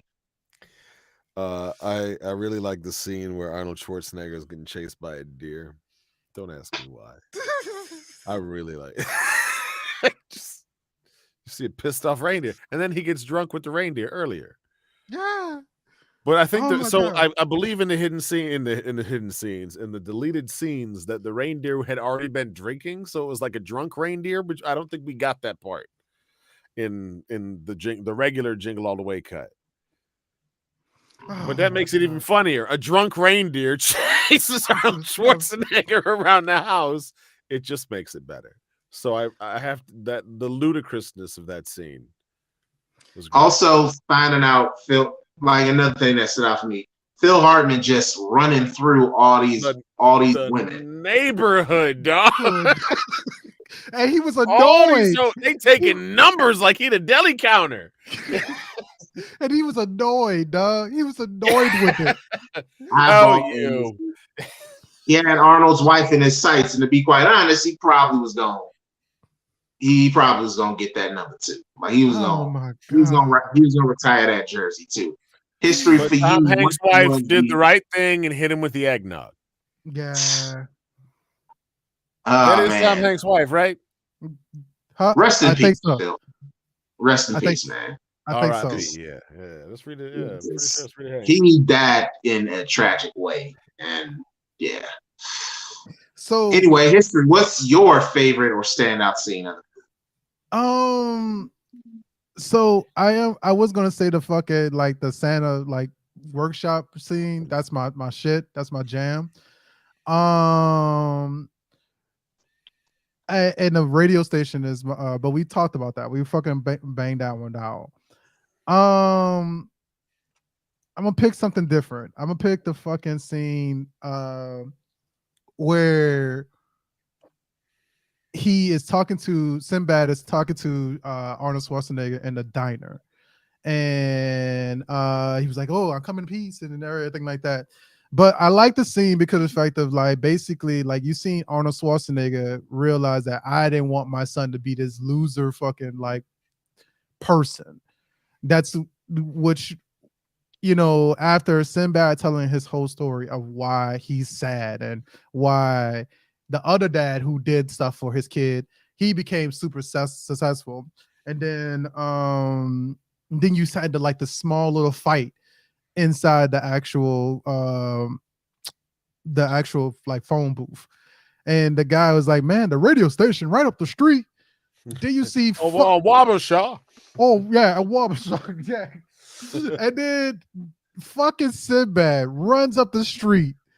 He's taking out mail to light his goddamn load and throwing it at Arnold. Throwing it at Arnold, bro. That fucking scene, it just works for me.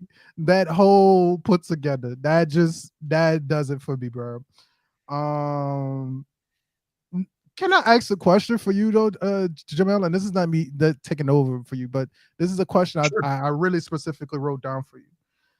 This movie felt like it was Arnold Schwarzenegger playing an action hero who's on vacation, trying to do Christmas for the family that he fucking abandoned for all the action hero shit that he had to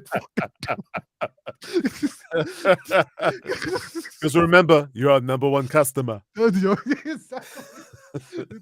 Bro, it just felt like he was still action hero, like right there through and through.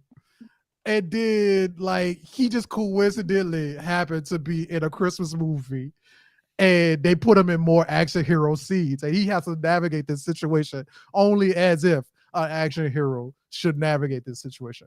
Do you or do you not agree with that, Jamel? Not really, but I do think the movie would be better. Kind of leaned into that fully. If they were just like, if he had like a super action-packed job and he was struggling to adjust to home life around Christmas, I think that might have made a better movie. But nah, because again, this is the 90s when Arnold was trying to do the comedic shit. So he did he was still jacked ass Arnold, not regular human shaped. Yeah. He got practice doing that like with Twins and Kindergarten Cop and everything. But yeah, I still feel like he was trying to be good father, but it's just a bad movie. Mm-hmm. And so it didn't really come off the smoothest, in my opinion. Okay. So since we haven't hit on any of the other, we've hit on basically the three things people you should care about: Phil Hartman, Sinbad, and Arnold Schwarzenegger. And we don't call them by their character names because, quite frankly, what's the point? Besides Which, by the those way, three, go ahead. were there any characters that like made any impact on you, on either of you guys? Whether it's the wife or the kid played by young Anakin Skywalker. Were there any other characters where you were just like, I enjoyed them? First up, history. So this is your movie. I mean, hands down, like Myron is the one, dog. Myron was the guy who fucking mattered the most in the fucking movie. Which, by the way, that's Sinbad's character, and I just wanted to prove that I literally just said not Sinbad or Arnold or Phil I feel Hartman. like nobody else really mattered in the movie, bro. I that goes into not my even the kid. No, man. I spent the whole time shitting on this kid because I felt like this, dog. There was one scene, bro, and my daughter fucking thought it was hilarious. I was trying my best to do an Arnold Schwarzenegger accent, but apparently I nailed it a little bit. But there was this one scene. You seen your boy Arnold, the fucking car broke down, right? And he called the phone. Son picks up the phone. Where's your mother? Get your mother on the phone. Well, she's outside rubbing Ted. Now the innuendos throughout this whole movie was fucking strong. It was really great, right? So you see Arnold get mad and he's like, go get your mother. And then this kid was so hell-bent on this parade and like how to get to this damn parade. And he was like, but you said that you're gonna be there. Well, me thinking as a dad, I would think if you go get your mother, I would be able to tell her I don't have gas money because somebody fucking robbed me already. So with that, man, I think that like I could not help but just like shit on the fucking kid throughout the whole moment because he was so fucking like a petulant fucking child. He was a problem ass child. And JT just brought up earlier that talking about fucking retail. I worked retail in the holidays. I'm working retail in the holidays. He worked at retail. I'm working as a dog. You know what your WPE come through strong this time of year. Oh, bro, seriously. It's a menace. As a dog trainer, I feel bad for the people who are customer service, but I still have to deal with the people in the after effects wise, right? And you could tell that this man is just hustling. He's just making that money so they could be as comfortable, so Ted can fucking ransack that house like he's fucking doing. Which, by the way, man, how did he have free reign of the house? So, like, okay, cool. I guess if you want me to say another person that's important outside of Sinbad, maybe Ted. And that's because of the fact that how did he get free reign of the fucking house like he did? He's telling the woman. Oh, it was smooth as a mug. Yeah. He told her, go upstairs, take a shower, baby. I got the cookies, everything, dog. And then he roared in Arnold's ear, these cookies. What? There is not a bigger shoot somebody after that. Bruh, nobody invited him in here, in my house. Nope. Yeah, it was so fucking like this. Dog, could either of y'all imagine you call your house, one, like history, you tell your kid, hey, could you go get your mother? And your kid doesn't do what you say. Like, I know this wouldn't apply to your kids because they punish themselves. Like, I couldn't imagine my mama calling the house and be like, hey, go get your grandma. And I'm like, nah, I want to talk to you about something else. It's like, no, do the thing that I said. And this is a point in JT wanting to whoop kids' ass because that is ass whoopable. That was ass whoopable back in my day. But I have a theory that Phil Hartman and wife character, they were already having an affair because he was way too comfortable in that house. No, dog, he was smooth with it. That was what it was. Them houses was built by the same builder. They got the same layout. And what makes it worse is that I felt like I couldn't feel bad for Howard outside of the disrespect that his family had for him. Is the fact of like so disrespectful. They were so fucking disrespectful. So disrespectful. Who the hell is Howard? Howard is Arnold Schwarzenegger character. Yeah, So Okay, just same say Arnold. thing. all Yeah. right, just say Arnold. Okay, We don't know all these right. people's. We don't know these character names. Myron? Who's Myron? Myron, it's Sinbad. So Sinbad. like, with Arnold, it's the fact of like when he did break into the house. Yes, he did technically break into the house and steal the fucking Turbo Man character, right? But like ultimately, he was gonna put that motherfucker back. And my thought was, who just leaves a fucking fireplace on in the middle of the house when he's gone? And then also on top of that, the fucking Cassidy, he knows that carolers are singing towards his goddamn house. Why is he sitting there just letting these damn carolers and Liz at the same time letting these carolers sing to what is supposed to be an empty house at this time? So I mean, the movie had points where it just didn't make sense. And when they walked in and they caught him with the Turbo Man, I felt like that was a good moment where he could have practiced his lie. He could have just been like, "Oh, the reindeer, it's chasing after me, and I just was stopping it from the attacking me with the I picked up something to hit the reindeer with, or something like that." You know, they had moments like that, or like when the ball bounced and the kid put the ball in the mouth. I was like, you could have said something really simple. The kid has a ball in his mouth. I think the baby was about to choke. You could have said something simple like that. So they had parts like that that just kind of felt like it could have been obvious conversation, more so than anything. It's forced stupidity in order to add conflict. Yes, because people can't just say what the frick is going on. You act like nobody knows what's going on when really all you need is one sentence of explanation, and you might buy yourself some time. So he could have had his Turbo Man a long time ago, 20 minutes into the movie, if he would have just simply said, "Hey, your kid took a ball in their mouth." But part of that, I think part of that is the acting. Yeah. You know, so like that was when the movie was obviously corny and kind of, it was like when you go tubing and the river run a little low and you just gotta and if you ain't got a tube with one of the bottoms in it, then you know your booty is hitting the gravel rocks. Yeah. That was what that moment felt like, because it was that stupid. Yeah. So movies often will do that. I think comedies do it a lot where it's just, let's make a character intentionally dumb, or let's intentionally withhold information just for a dramatic purpose, when that's kind of not how people operate in real life. I think the most famous example of that, where it's just, hey, you could just say the thing and your problems are kind of solved. It would be, I think a good example of that is Spider-Man 2, where Harry catches Peter, pulls the mask off, find out he's Spider-Man, and Harry just says, "You killed my father," and Peter just like, "Hey, we ain't got time for that." They kidnapped Mary Jane, when Peter could just like, "I actually didn't kill your father. He killed himself. Action Butler, and also fired. You know what? I don't want to get on a rant because that may be the get worst. On that rant, dog. Tell him how you feel, Jamel. That Butler might be the worst fucking character in a movie ever, because it's like all he had to do was tell Harry the night that his dad died.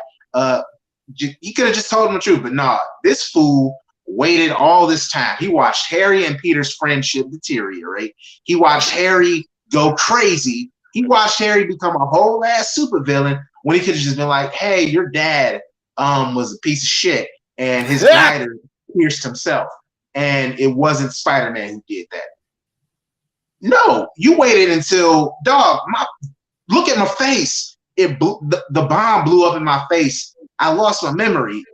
I'm fighting my best friend, and you could have just told me this. And I'd have been salty, but then it's just like, what the fuck? Why would you not you're fired. You are no Alfred Pennyworth. You are fired. Get the hell out of this family. Yeah, you forced me. That's what Jake Lloyd was in this fucking movie. He was the worst fucking son in this goddamn movie. And there was some moments that he could have made this dad's life easier than normal. That kid didn't care nothing about what he cared about. In his defense, Arnold promised all the things, and so he was just like, "These are your promises, and I'm holding you to them." And you can't really get mad at a kid for communicating with an adult and being like, "This is the guarantee you made me. Why do you keep fucking it up?" Yes what and kind no, of guarantee man. is that? Yes and no. I feel like that there should be I do agree that if you made a promise as a parent, you should definitely keep it. But at the same token, you as a kid, if I'm actively calling your house and I'm saying, Liz, I need to talk to Liz, that must be an important reason why. Or for example, if they would have just simply just been like, hey, you came here, right? Where's the fucking truck? Because you came here. Where is that? Because they live in a cul-de-sac in that back area, right? So there's no way that he could have fucking hid the car any kind of way. That would have been a simple question where, like, hey, I noticed that you're here. When did you get here? Well, I have the car got robbed and the tires are gone. Like that could have been a simple situation that would have explained why he was not there. And technically, that man was there before the fucking parade started, and her ass decided to leave with motherfucking Ted. So I'm just They were saying smashing. they were fucking pass that along, Jake. You need to deal with your goddamn shit. Well, you know which, by the way, shout out to Jake Lloyd. You know, what I mean, I get it. He's trying to get the help That that he needs because he's got fucking that kid, psychiatric problems. Yeah, that kid has gone through it. yeah. That kid has gone through it in these But subsequent years. So go ahead. before we get to our rating Rating. segments, Ooh, I'm sorry. I just looked at a JT. picture of Jake Lloyd. yeah. Oh Yeah. God. So Oh, I'm gonna ask both crap. of you, and we're gonna kick it off with JT. What are 3 things in this movie that could have improved the experience? The Turbo Man doll, first off. Agreed. I don't think it was that desirable. You know what I mean? Yeah, Like it was out of all the stuff we wanted as kids, I think that is middling at best. That's no Tickle Me Elmo.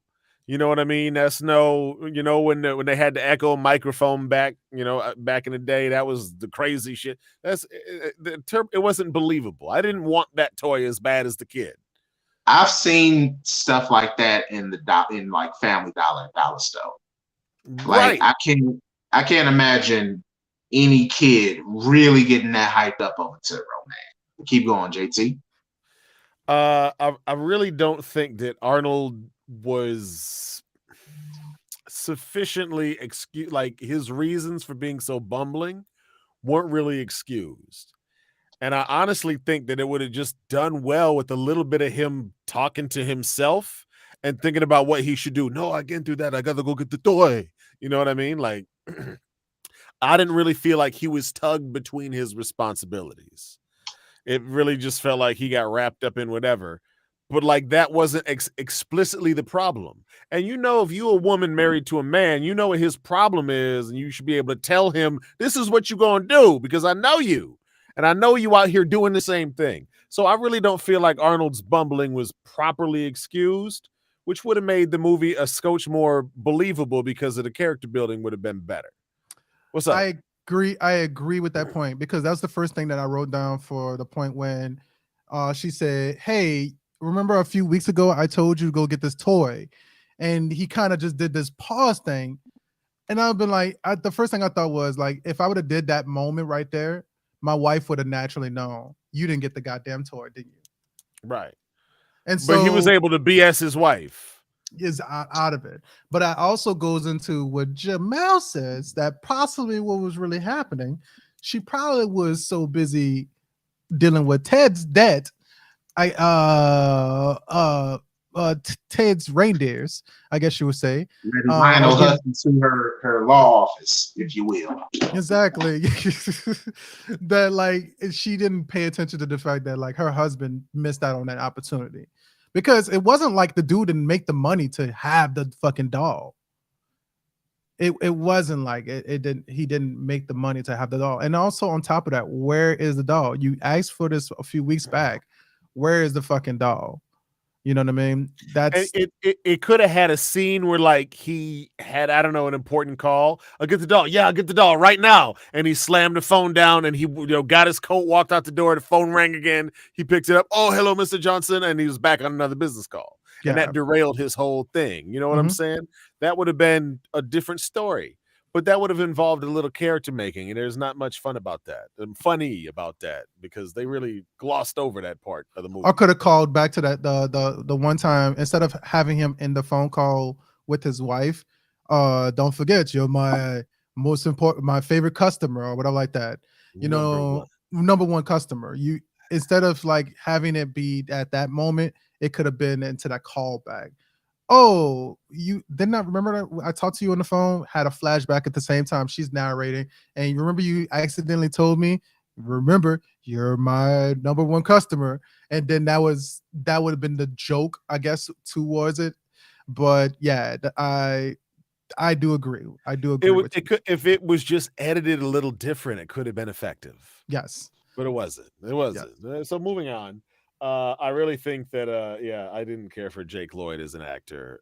I thought he was just a pesky little kid, and he didn't give a crap about nothing but what he wanted. And at the end, it was nice when he gave his little toy up to Sinbad, but he's still going to jail, so the cops are still going to take that and put it into evidence. He's probably not going to get it back. I'd have been pissed off if I'm Arnold. Like, dog, I went through all this, and you gonna get this dial away? Fuck. Like, you know what? Never mind. Like you'll be 18 soon enough, and you'll be out the house. Like, I would have been frustrated. Like, well, I get, as a dad, I get why he glanced over it, because the fact of like, I think that like at a point in time, especially as a dad, in this case where he got shitted on most of the movie, for his kid to finally give him the compliment and to kind of like have that moment of relativity. And that's what you kind of seen him do with the whole, the karate belt, is that he was trying to relate to his kid and trying to get his kid to think that I'm your hero. So for his kid to sit there and say that, well, I got the real Turbo Man at home, that felt like it was more than enough. I think the toy was a symbol of, I'm just trying to be enough for you. That makes sense? Yeah. Yeah, I get that. So I think that's why it was easy to pass over. Yeah.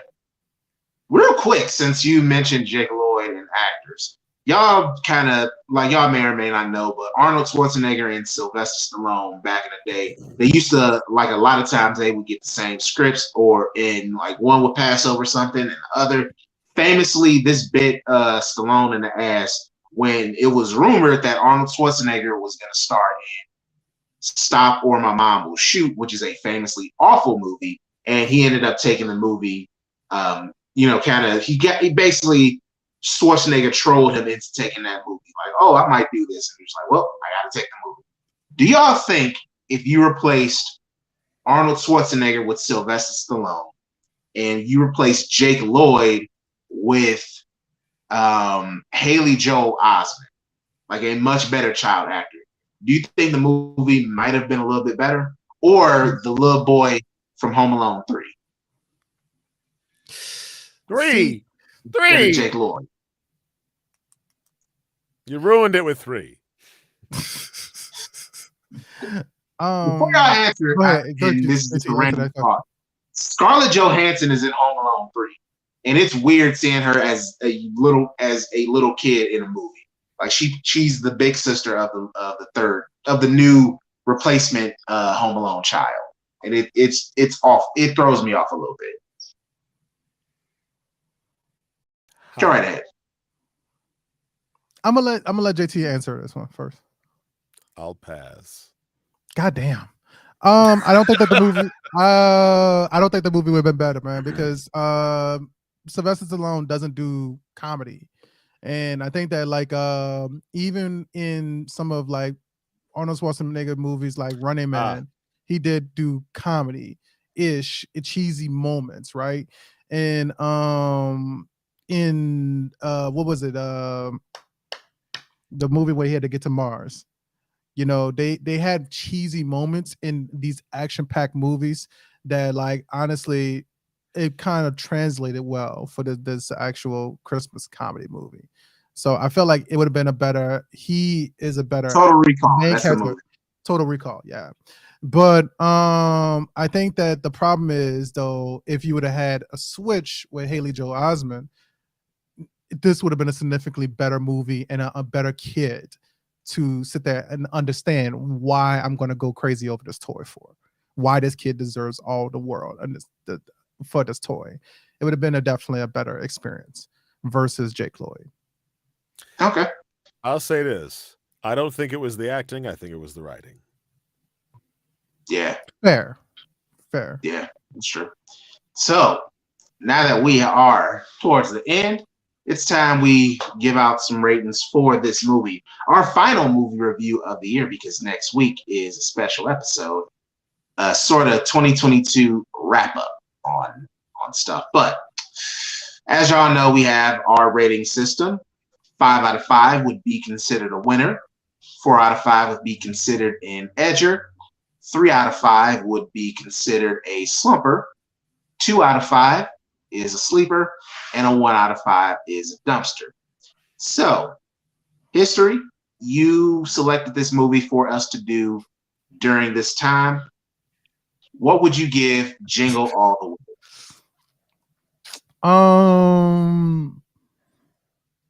I fucking enjoy watching the movie again, dog, and it's because of the fact that Sinbad makes it an edger for me. If it wasn't for Sinbad, it definitely would be a fucking slumper sleeper of a movie. But my one scene that I would say that would have fixed this movie and would have made this like go throughout the roof is, instead of having fucking Arnold Schwarzenegger go by the factory by himself, this should have been a fight scene where Sinbad was fighting the fucking Santas with fucking Arnold Schwarzenegger. I make wish such a great team, me and you, man. It would make sense. It would make so much of us, so much sense. So I feel like having him do that fight scene, and then at the very end, you kind of see them fight each other. It would have just it would have been glue. It would have definitely been glue. But I'm gonna just say that, like, I get your movies, and this is one of those movies that make me think like, yeah, this is fucking Christmas, because I remember the retail aspect of it. This is fucking Christmas, dog. Going around looking for that one fucking toy to make your kid happy, and just to fucking just do this other thing. Yeah, it's and then having the ultimate lesson be learned that like you're enough and family is enough definitely does a little bit of the part of teaching about Christmas to me. So I would say that this is technically my low grade edger for me. All right, JT, what say you? The ABC cut is an edger, but the regular cut is a slumper. Fair. And for me, I think both regular and extra crispy cut are both slumpers. I think Sinbad is good in the movie. Always nice seeing Phil Hartman.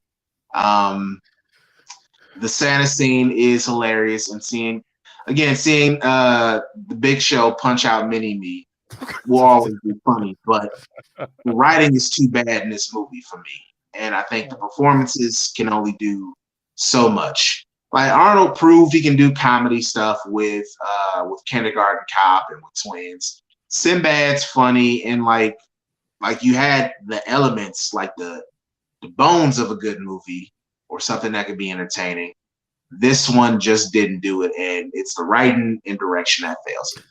You know what this is? This is the Christmas version of Head of State, where this movie should have been about fucking Sinbad. And, yes, and Arnold gets in his way. Yeah, Arnold should have been the big guy that got in his way. I would love to see Sinbad do like a alternate take movie type thing where they go and do the shots back again, and he's all old and stuff, running around. They cut it and Jingle All the Way. But also on top of that, it would have took out the stereotypical like chiseled chin, white, strong, buff-looking dad aspect of it, and that's why the movie got made. Yeah, did I say that out loud? Yeah, I think the fuck, it would have took the difference out of it. So yeah, if you would have had this family be a Brown family doing this and just like it would have been classic. Yeah, it would be fucking completely a black classic. Matter of fact, you know what? I think we should write this goddamn movie. If Sinbad was the lead and everything else was the same. Yes. Yeah. This would have been a better movie. This would have significant. Hey, you could get away with it because Sinbad is African too, so it would have been okay to have him with a white child almost. So But yeah, it would have I been a mean, better not in movie. 1996. That shit wouldn't have flew. Oh no, it would have never flew by. But I'm just saying, as the We can joking write this aspect. movie now. Yes, we can write this movie now. It would have been a better All right. movie, man. Well, ladies and gentlemen, that is going to do it for the movie Collectively, it's review a slumper. of Jingle All the Way. And that is again, as I said, final movie review that we're doing for the year. Next week, the whole show is going to be something a little bit different. Again, wrapping up 2022. But we'll be back for more movie reviews starting in January or whenever we come back. History, go ahead and start taking us home. I think we should fucking do January, bro. Just do January Sinbad mode. I just think that we fucking should do it. I'm sorry. I We think got should. nothing better planned. Let's Yeah, temporarily Sinbad. pencil that in. Let's make it a Sinbad month after watching this fucking movie. I just think that we should watch this fucking movie. Watch his movies and start off the year with a comedic experience versus the last few years, which has been fucking tough. Because you gotta think about it. Like 2 years ago, fucking Kobe Bryant died in January. That was a fucking January's been fucking tough, hard, pretty hard. So I think we can do a Sinbad month. I'm just throwing it out there. But beyond that, man, JT, where can people find you, man? Here, Thursdays. There you go. Tune in. Technically Thursdays, definitely. Jamel, same thing for you, sir. Where can people find you? Here, whenever we record, and also Instagram, Jamel727, TikTok, Eastside Reviews, and YouTube, Eastside Reviews. Awesome sauce, man. Now, with that, every week we in our week with some type of guidance. It's been snowing pretty badly out here in Michigan. I know that is a drought out there in Arizona. There's been a lot of shit that's been going around that's really bad. People getting shot in foots and now finally going to see justice for it. Getting released from prisons and kids fighting over toys and so on and so forth. But we need to get some type of like honed in, some type of like grace, something to be able to lead off into the Christmas spirit, right? So we look to our residential voice of reason every week to give us some guidance on what should be our voice of reason throughout the week. So with that, I'm gonna I'm gonna put our homie JT out there. He's gonna be in the forefront. JT, what is our voice of reason this week, bro? So I'm gonna Oh, shoot. ask you a question. Did Jamel leave? Had a question for him. He didn't leave. There you go. Go ahead. So listen, I got kicked ask out. both of you this question. I'm gonna ask both of you this question. Go I'd ahead. like you to answer. So number one is, what does Christmas mean to you? And number two is, what are you doing to bring Christmas to your home this year? So Jamel, I'd like to start with you. What does Christmas mean to you? And what are you doing to bring Christmas in your house? Christmas, all about family. That's the main thing that I think back on. Now, this year, it's similar to the last couple of years. I'm not going to be around family this year, but I plan on marathoning and listening to a lot of old music. I don't feel the Christmas season quite starts until I play Donny Hathaway's This Christmas for the first time. So when that gets played, that's when I really get into the mood and the spirit of Christmas. But for me, family and music are going to be how I celebrate Christmas this year. For me specifically, I would say that like Christmas is mostly, obviously it's about family, but I feel like it's a spirit of like reflection more than anything. I feel like you need to be not thinking just of Thanksgiving as a reason to be thankful for. I think that just the idea of making it to the end of the year with this group of people who you surround yourself with and being able to actually bond yourself with is just as much as important, and it's just as satisfying, and it's the true gift of what like your Christmas should be. So I really lean more so to the idea that like this is really about um understanding and reflection of your time, and not necessarily just about always about the gift giving. It's about the experience that you have and just being grateful for that moment itself. So that's my true meaning of Christmas. That's good. That's good. I'd like to encourage you brothers to remember that the true spirit of Christmas is Jesus Christ, the one who gave himself to be the biggest gift that earth has got. And that's the reason that we give gifts to each other, is to be a signifier of that gift that Jesus was to us. We put it under an evergreen tree because Jesus is the tree of life. He said, "I am the vine, you are the branches." So how are you going to grow this next year? Ask yourself this. We decorate the tree with ornaments and tinsel. The tinsel because the blood of Jesus washes our sins white as snow. We put the star on top of the tree because that's what the wise men looked at, and the Magi followed and they found Jesus when he was a kid. So there's a lot of signifying that goes into this. It's not just a hollow tradition. There's a lot of meaning behind it. We put lights on the tree because Jesus is the light of the world. You know what I mean? And so remember to center yourselves around that, bring your family around that. That's one of the ways that we help to build community. And so if you are a regular American and you're used to the commercialization of Christmas, and you got to remember that Christmas is about giving, gift giving. And that's one of the reasons why family is so important around the holidays, is because family give the most to each other. You're in proximity. Your whole purpose is to share resources, to make sure that your people are better. So around the holiday season, check on your family. Make sure they're good. Call people up and wish them happy birthday. Make sure that they're good to go. And just make sure to keep Jesus around. Make sure to keep that knowledge of what Christmas is really about, and stay humble because of it. When you remember what somebody did for you, it helps you to do for others. What goes around comes around. So make sure to put a good gift out in the world this Christmas. All right? Peace.